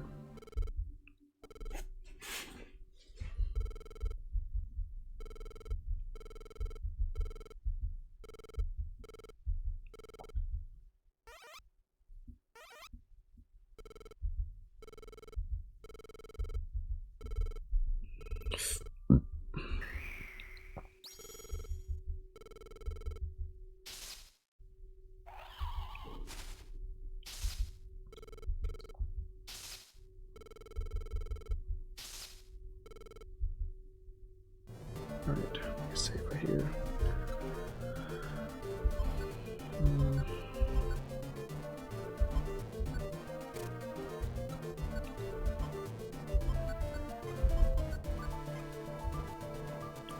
Let me actually save right here. Okay.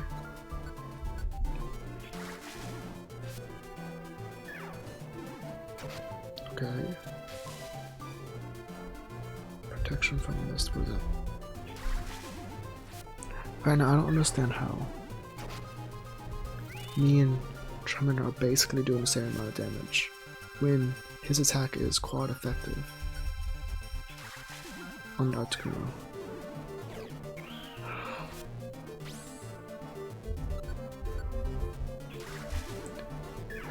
3 misses.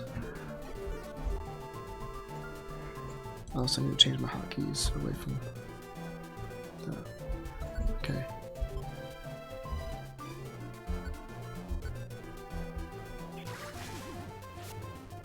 If I can just get lucky and not miss.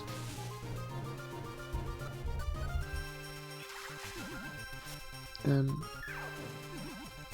things go better. That's not good. Oh my gosh.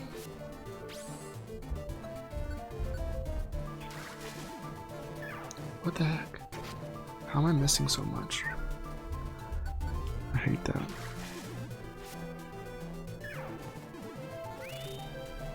It's so dumb. Because of agility. Because the accuracy is based off of speed.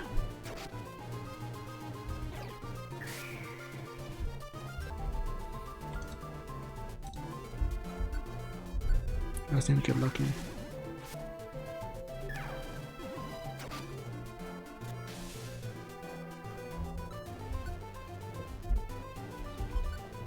See, must that won't. Shouldn't work. Come on, just land the attacks. Stop missing.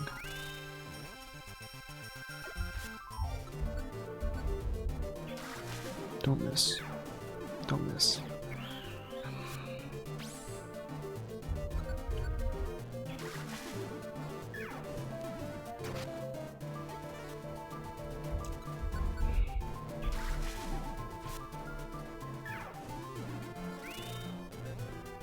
It's really aggravating.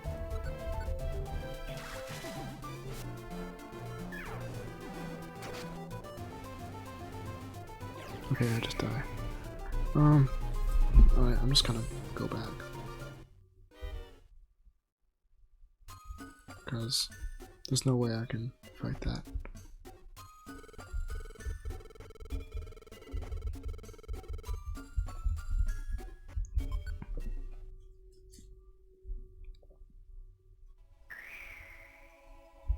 That was the 3rd floor, right?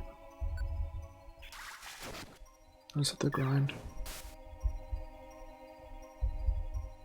Grind for a little while. I lost some of money, didn't I? Yep. Tapping items left.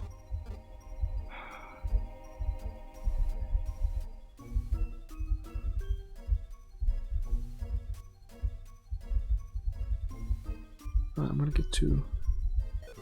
I guess it was the 3rd floor.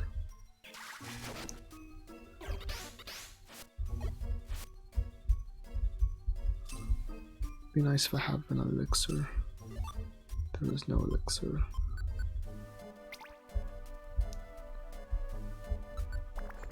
Because I'm gonna get to like these stairs on the 3rd floor and then grind for a while. Nice.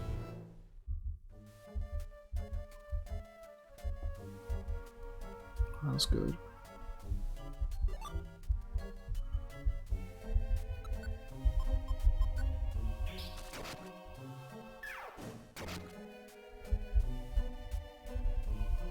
I want to get to Level 22.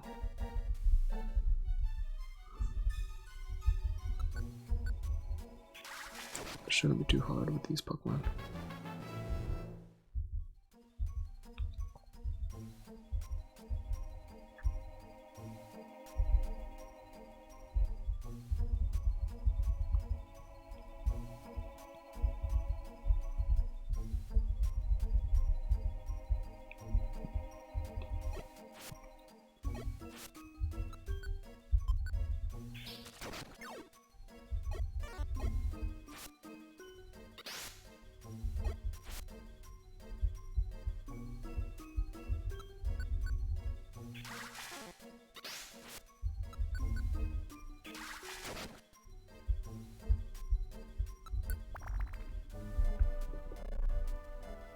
Alright.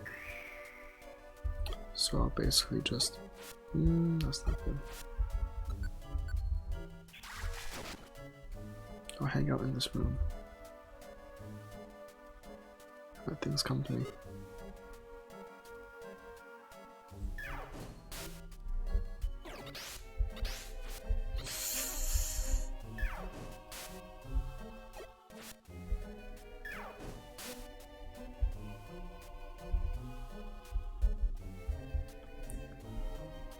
Do this for a little bit. Eventually they will come.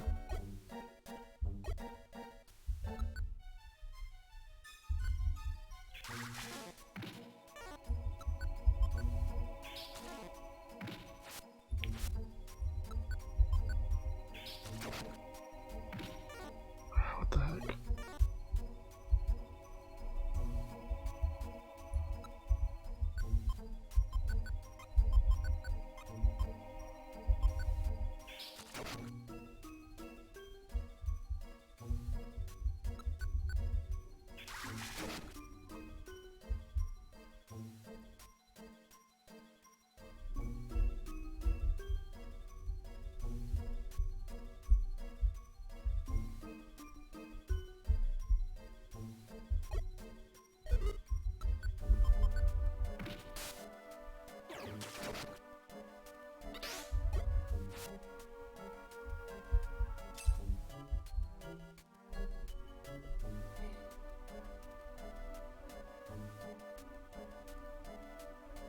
There we go. Just don't know what to do.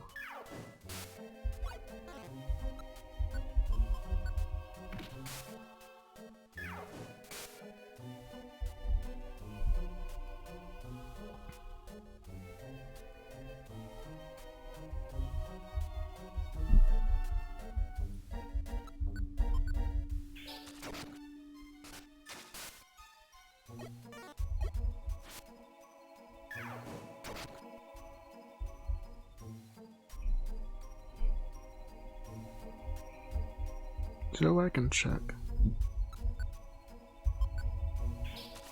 how much XP I need to get to the next level. Let's see.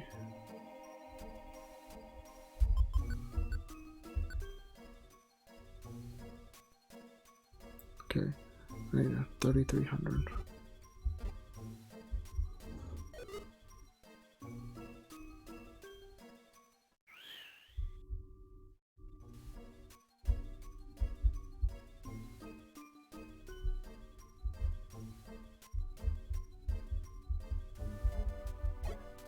Dang, okay, I'm pushing B. What I'm doing is I'm pushing B, then A really quick. Because I want to, like, be quicker. But it's not registering the B sometimes.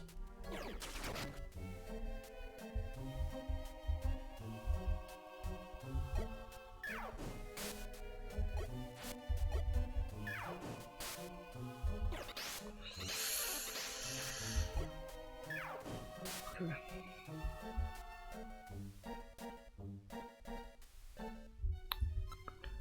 I want to try it now.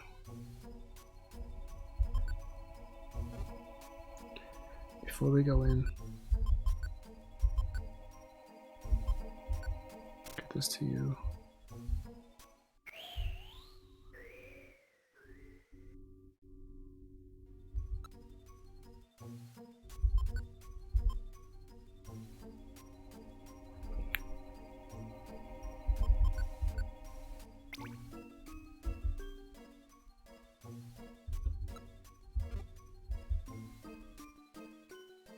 get him up to full.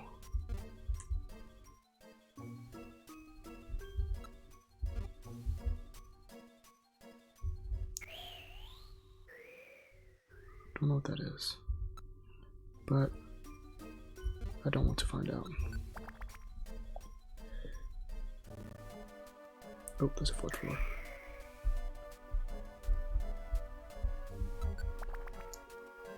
Fifth floor. Okay, back here. Alright, let's try again.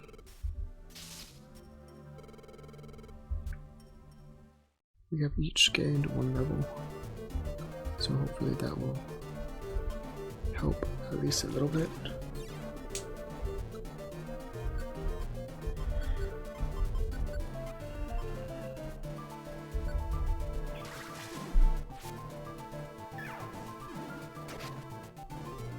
Oh, it was a crit.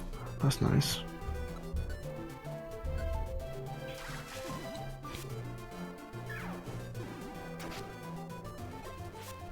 Why is it doing more now? I mean, I'm not complaining, but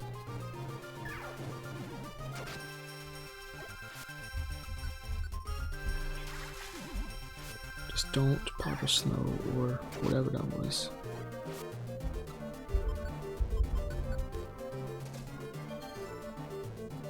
Because if it does that, I'm done. What do you mean it can't be used?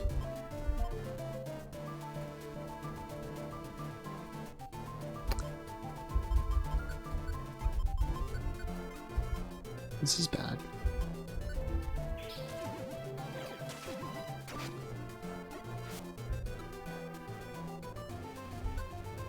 Yeah, this sucks a lot.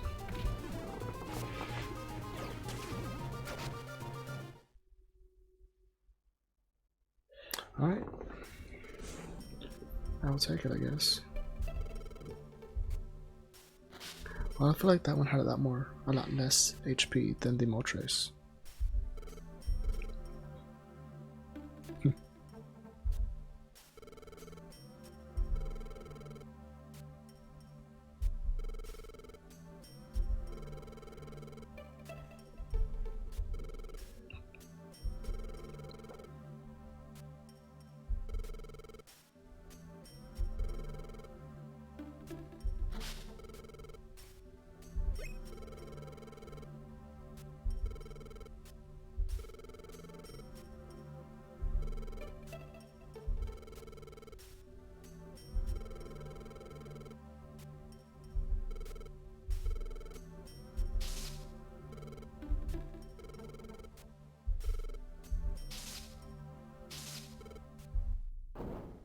Ooh, Absol.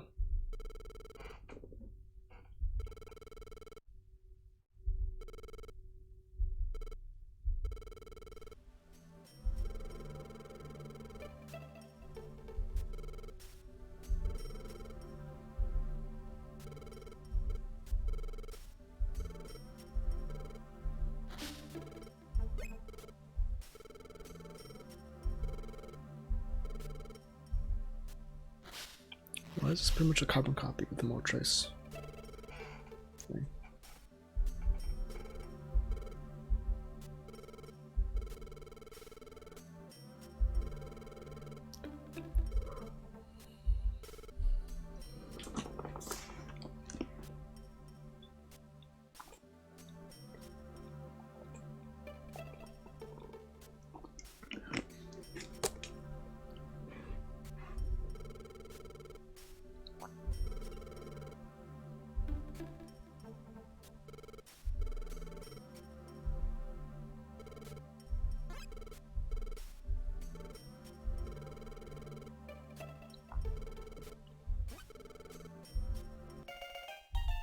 Nice, nice. How should we name Absol? It's an edgy name.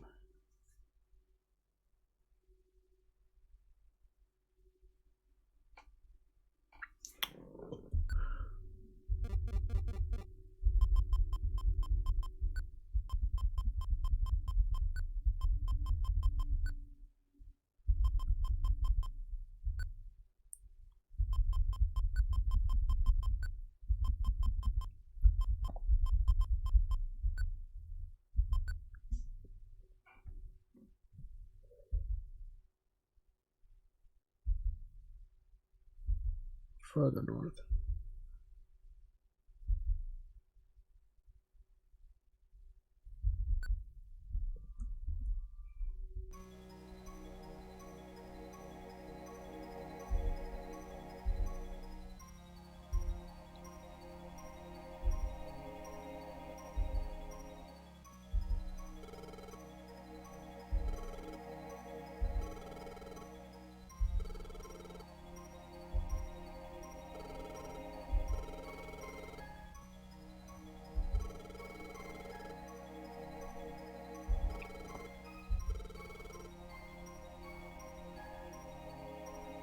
We too. What's going on here?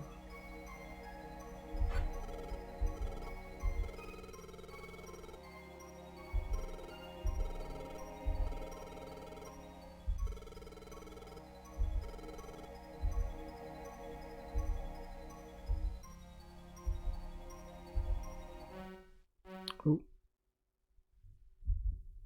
Nani? Okay.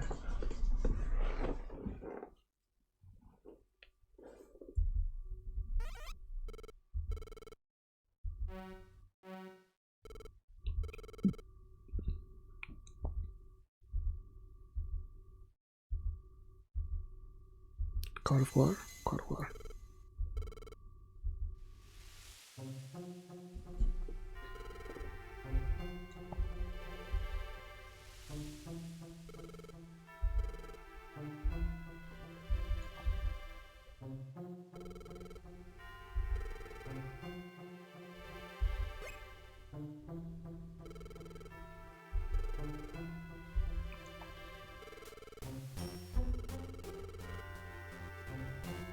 Mount Freeze. See, Mount Freeze is where I thought the Articuno was, but apparently not.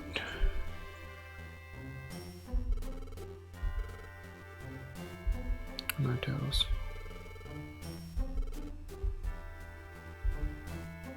And we go on.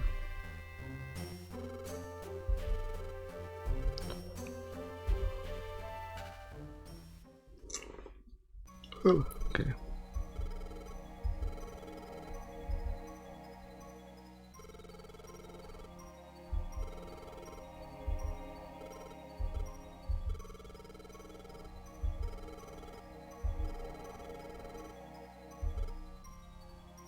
Dot, dot, dot.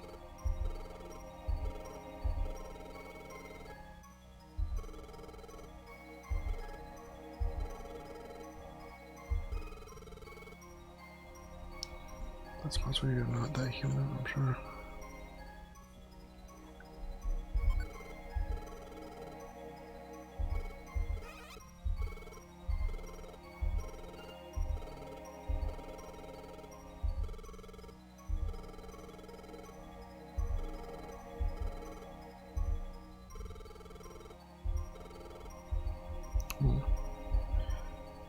Okay, let's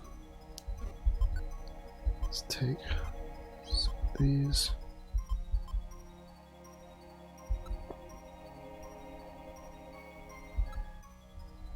Honestly, that's it. Just take 2 wonders. Let's just go ahead and go in for Mountain Freeze.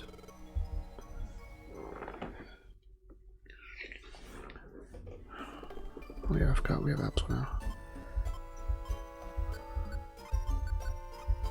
Okay, give it a no, no.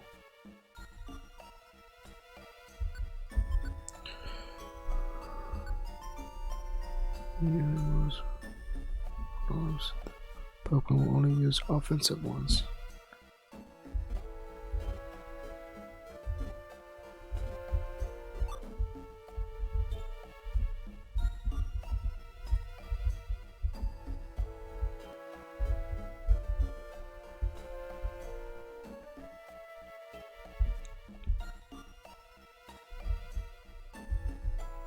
Ooh, those are thorns. Iron thorn.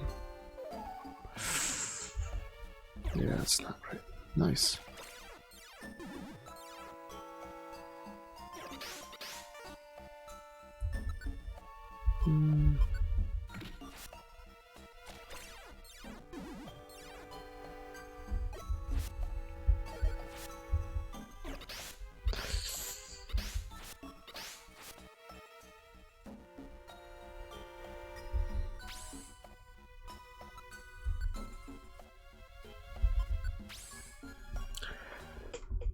Okay, let's try that again.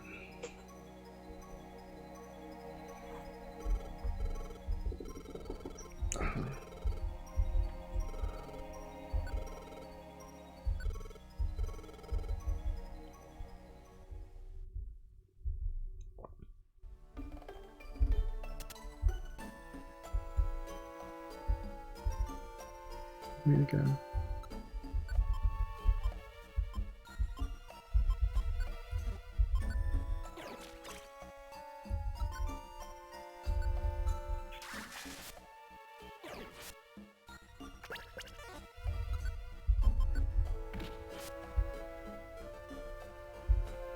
What up was Absol, by the way? 20, 20, also 20. Nice.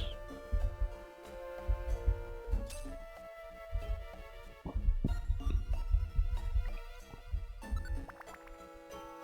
assume there's probably at least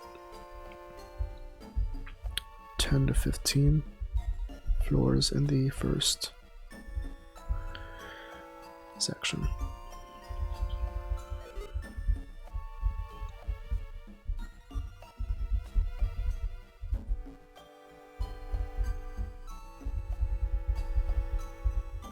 Oh boy.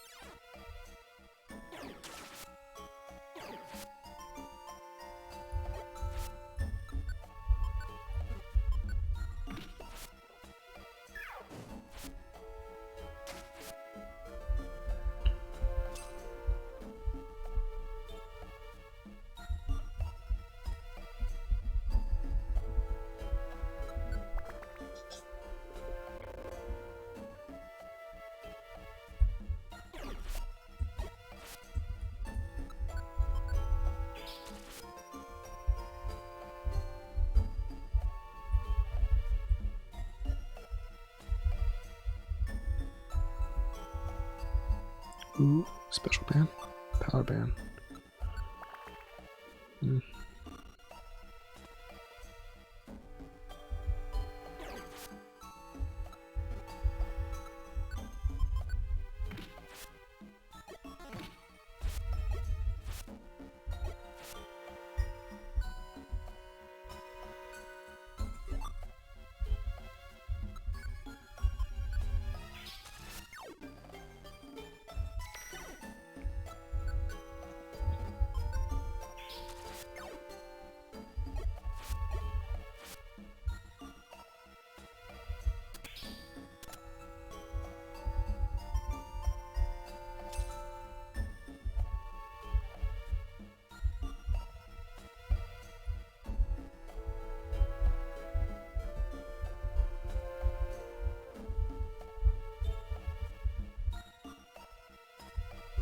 Special band.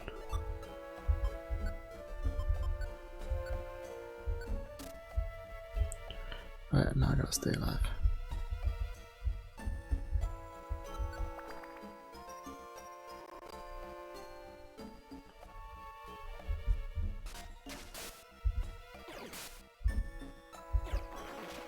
Ooh, scary. Jeez, come on.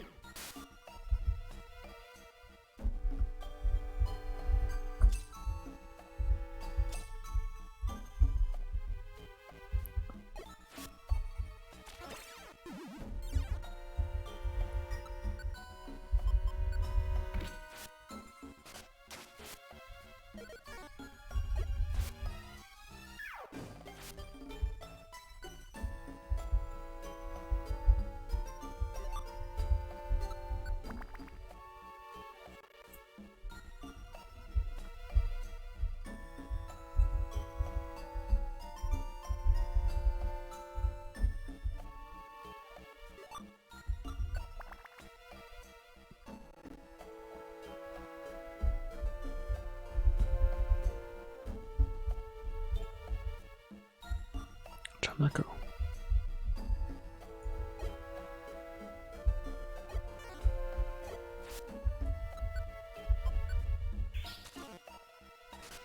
His little effect. Let me resist.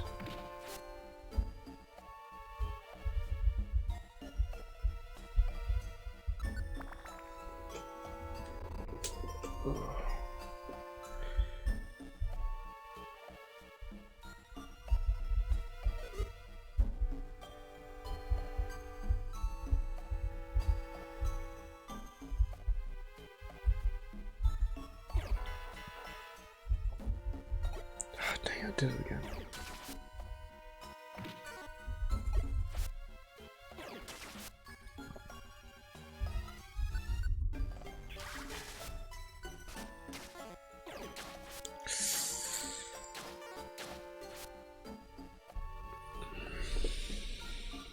That's the dumbest.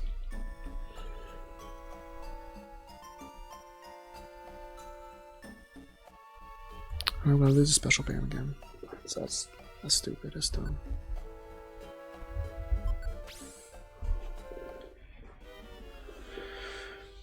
Well, it says I'm still holding it, so maybe I still have it.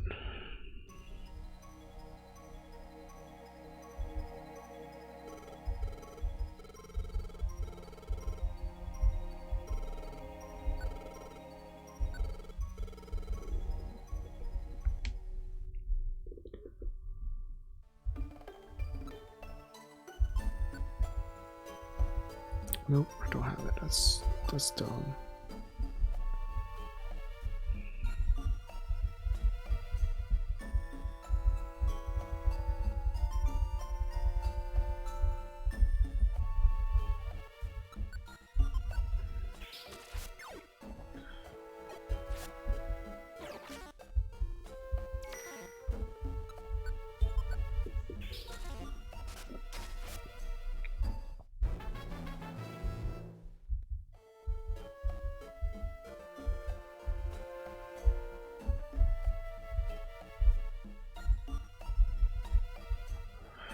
Dang.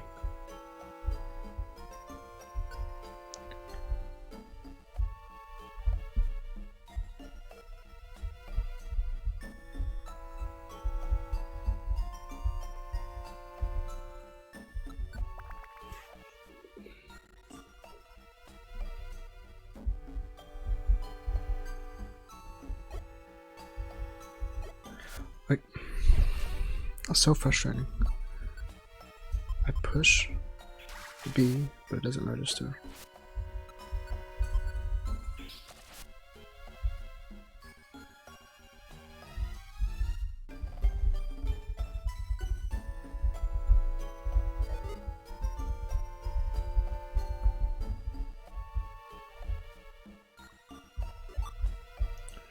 Can anybody learn Shockwave?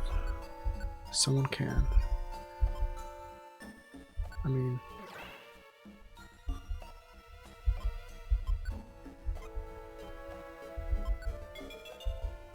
that's not bad.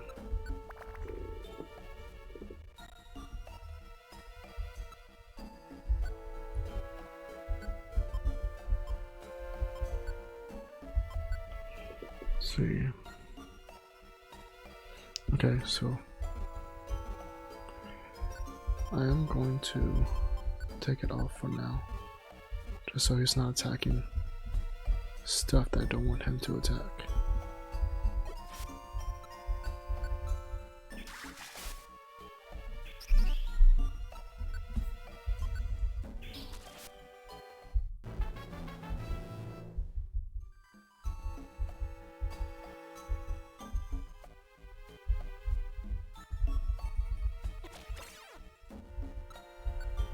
Right back.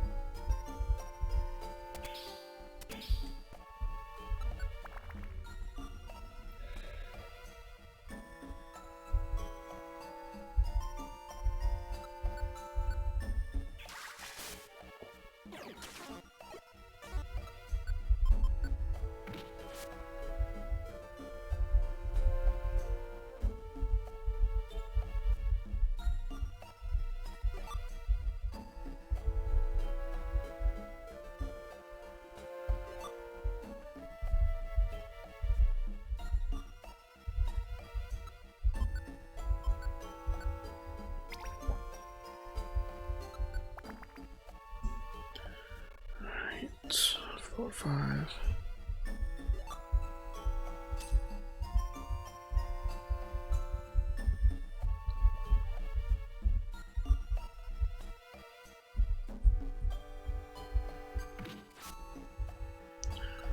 That did more than I wanted it to.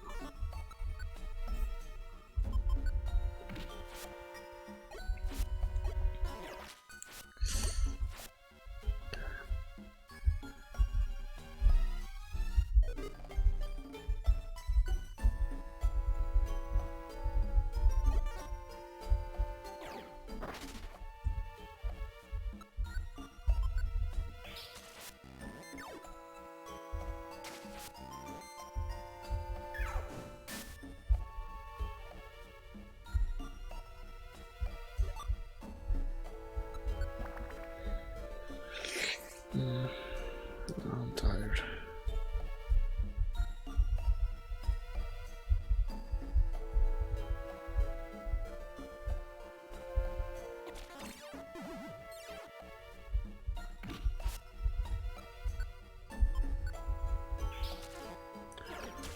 Why can't stuff just hit?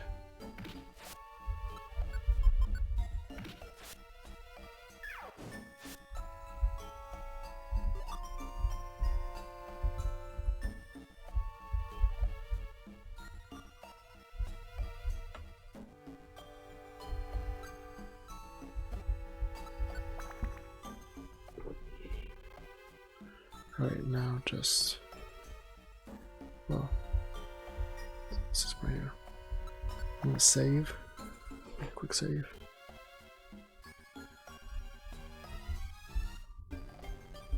Just in case something dumb happens again.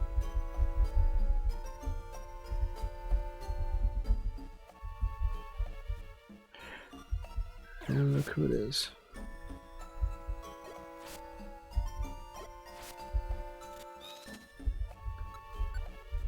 He needs to die. He needs to die. Thank you. What are you gonna learn? He's like slash or something. Bite? I'll take bite.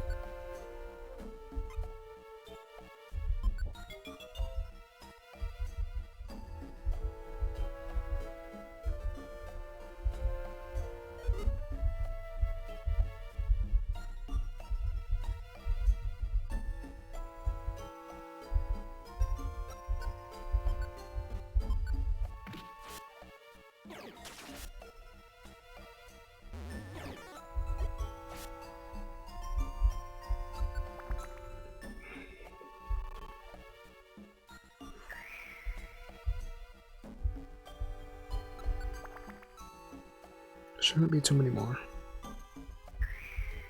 Ooh, make box. That will sell for a good little bit.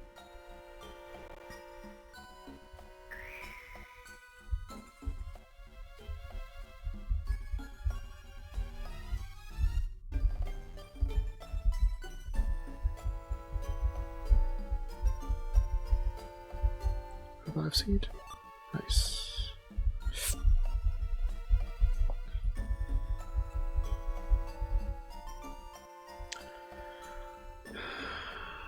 Okay.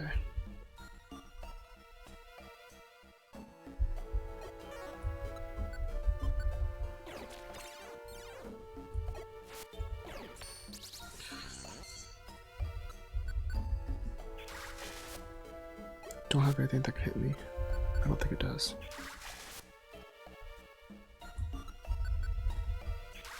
Don't have like Fury swipes or something. Nice, I got greedy.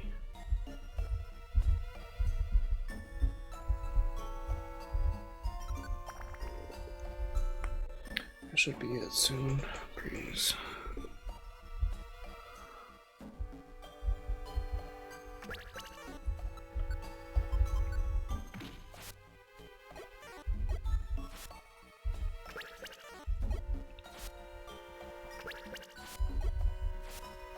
How much HP does this thing have?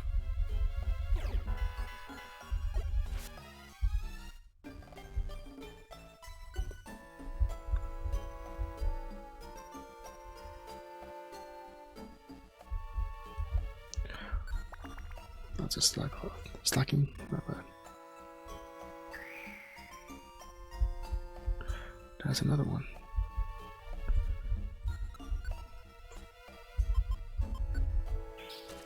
Accuracy, nice.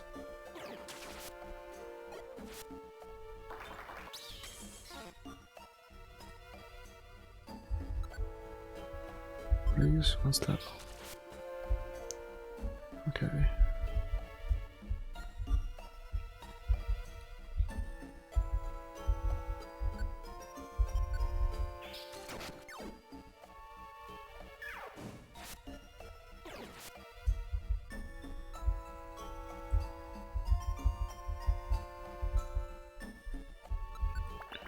Is this it? It is not.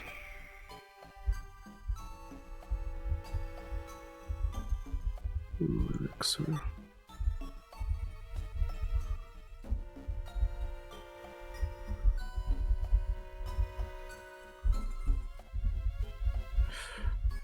Okay. Is this it? 15 floors. Nope.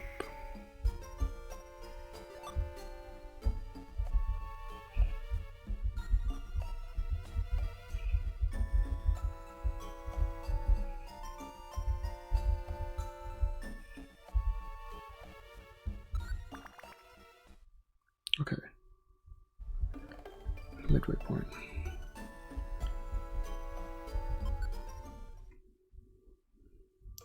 So probably 3 to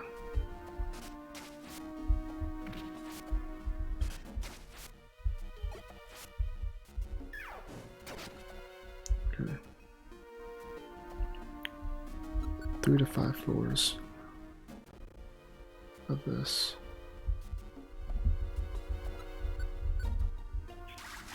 What the heck?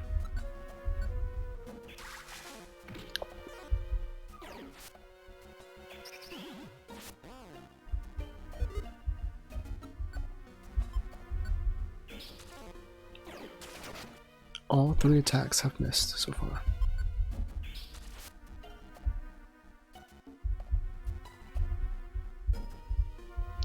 What are you doing?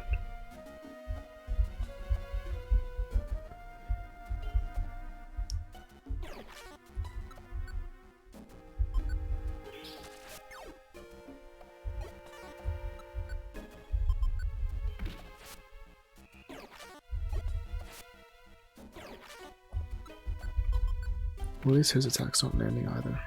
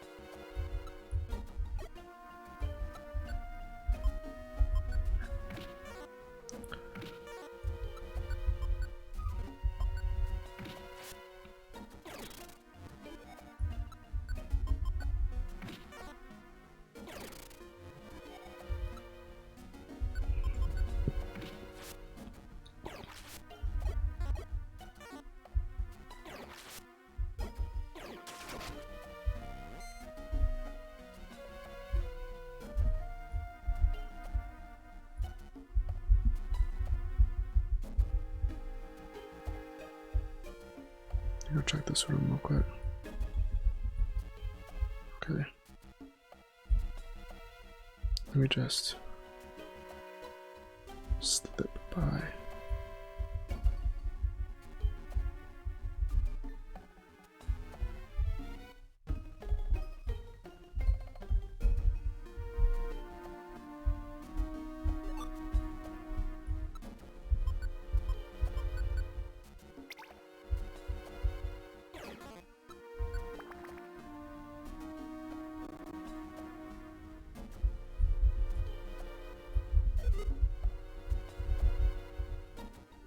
All these glailies.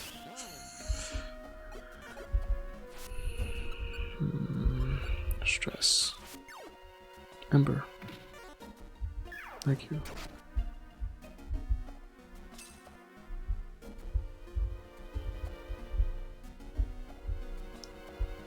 Let me heal up real quick. Robert Glalie. Ember.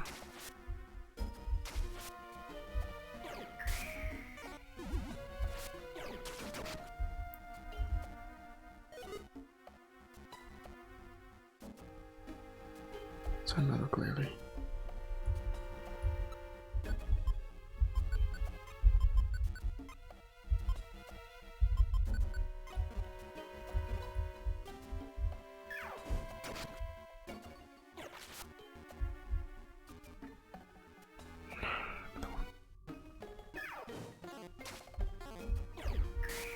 Dang it, come on.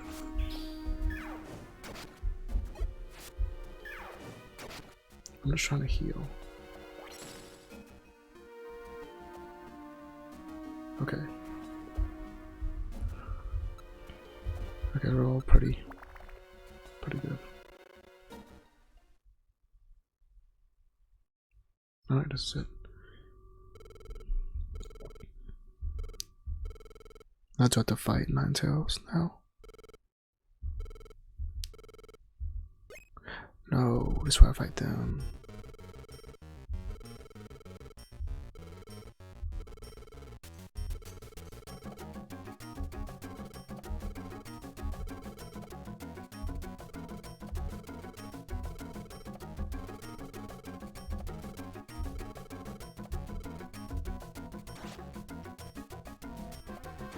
Or not.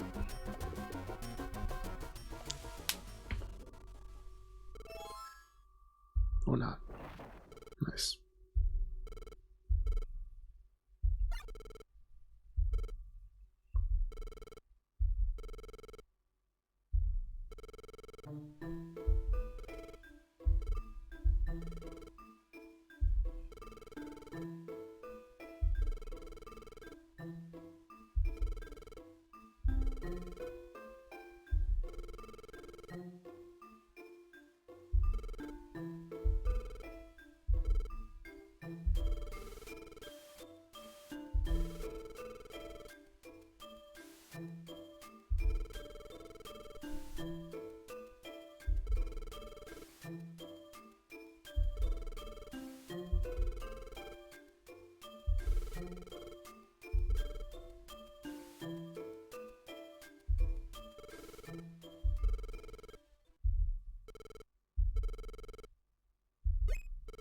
Plot twist.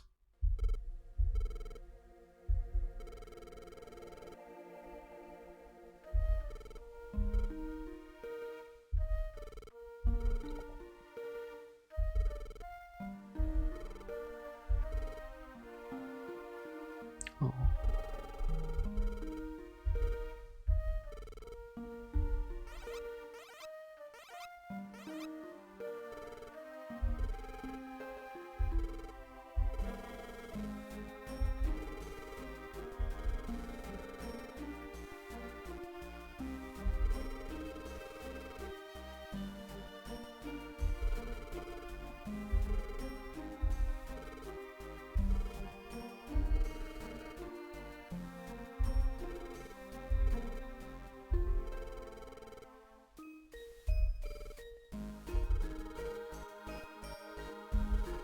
This guy.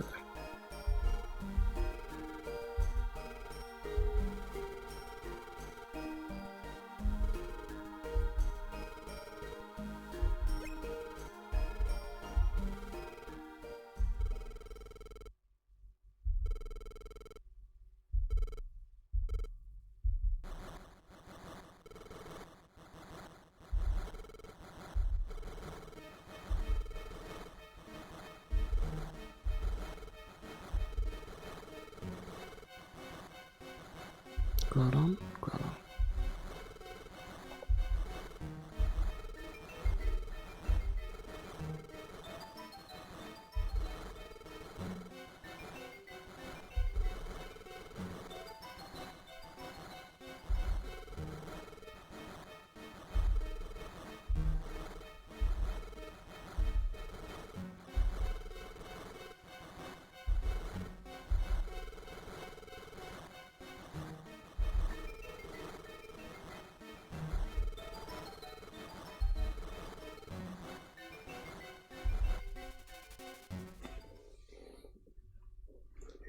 this.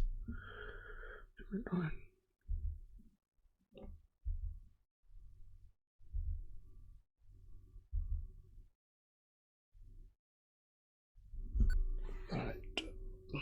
After this next scene, I'll call it a stream there, I guess.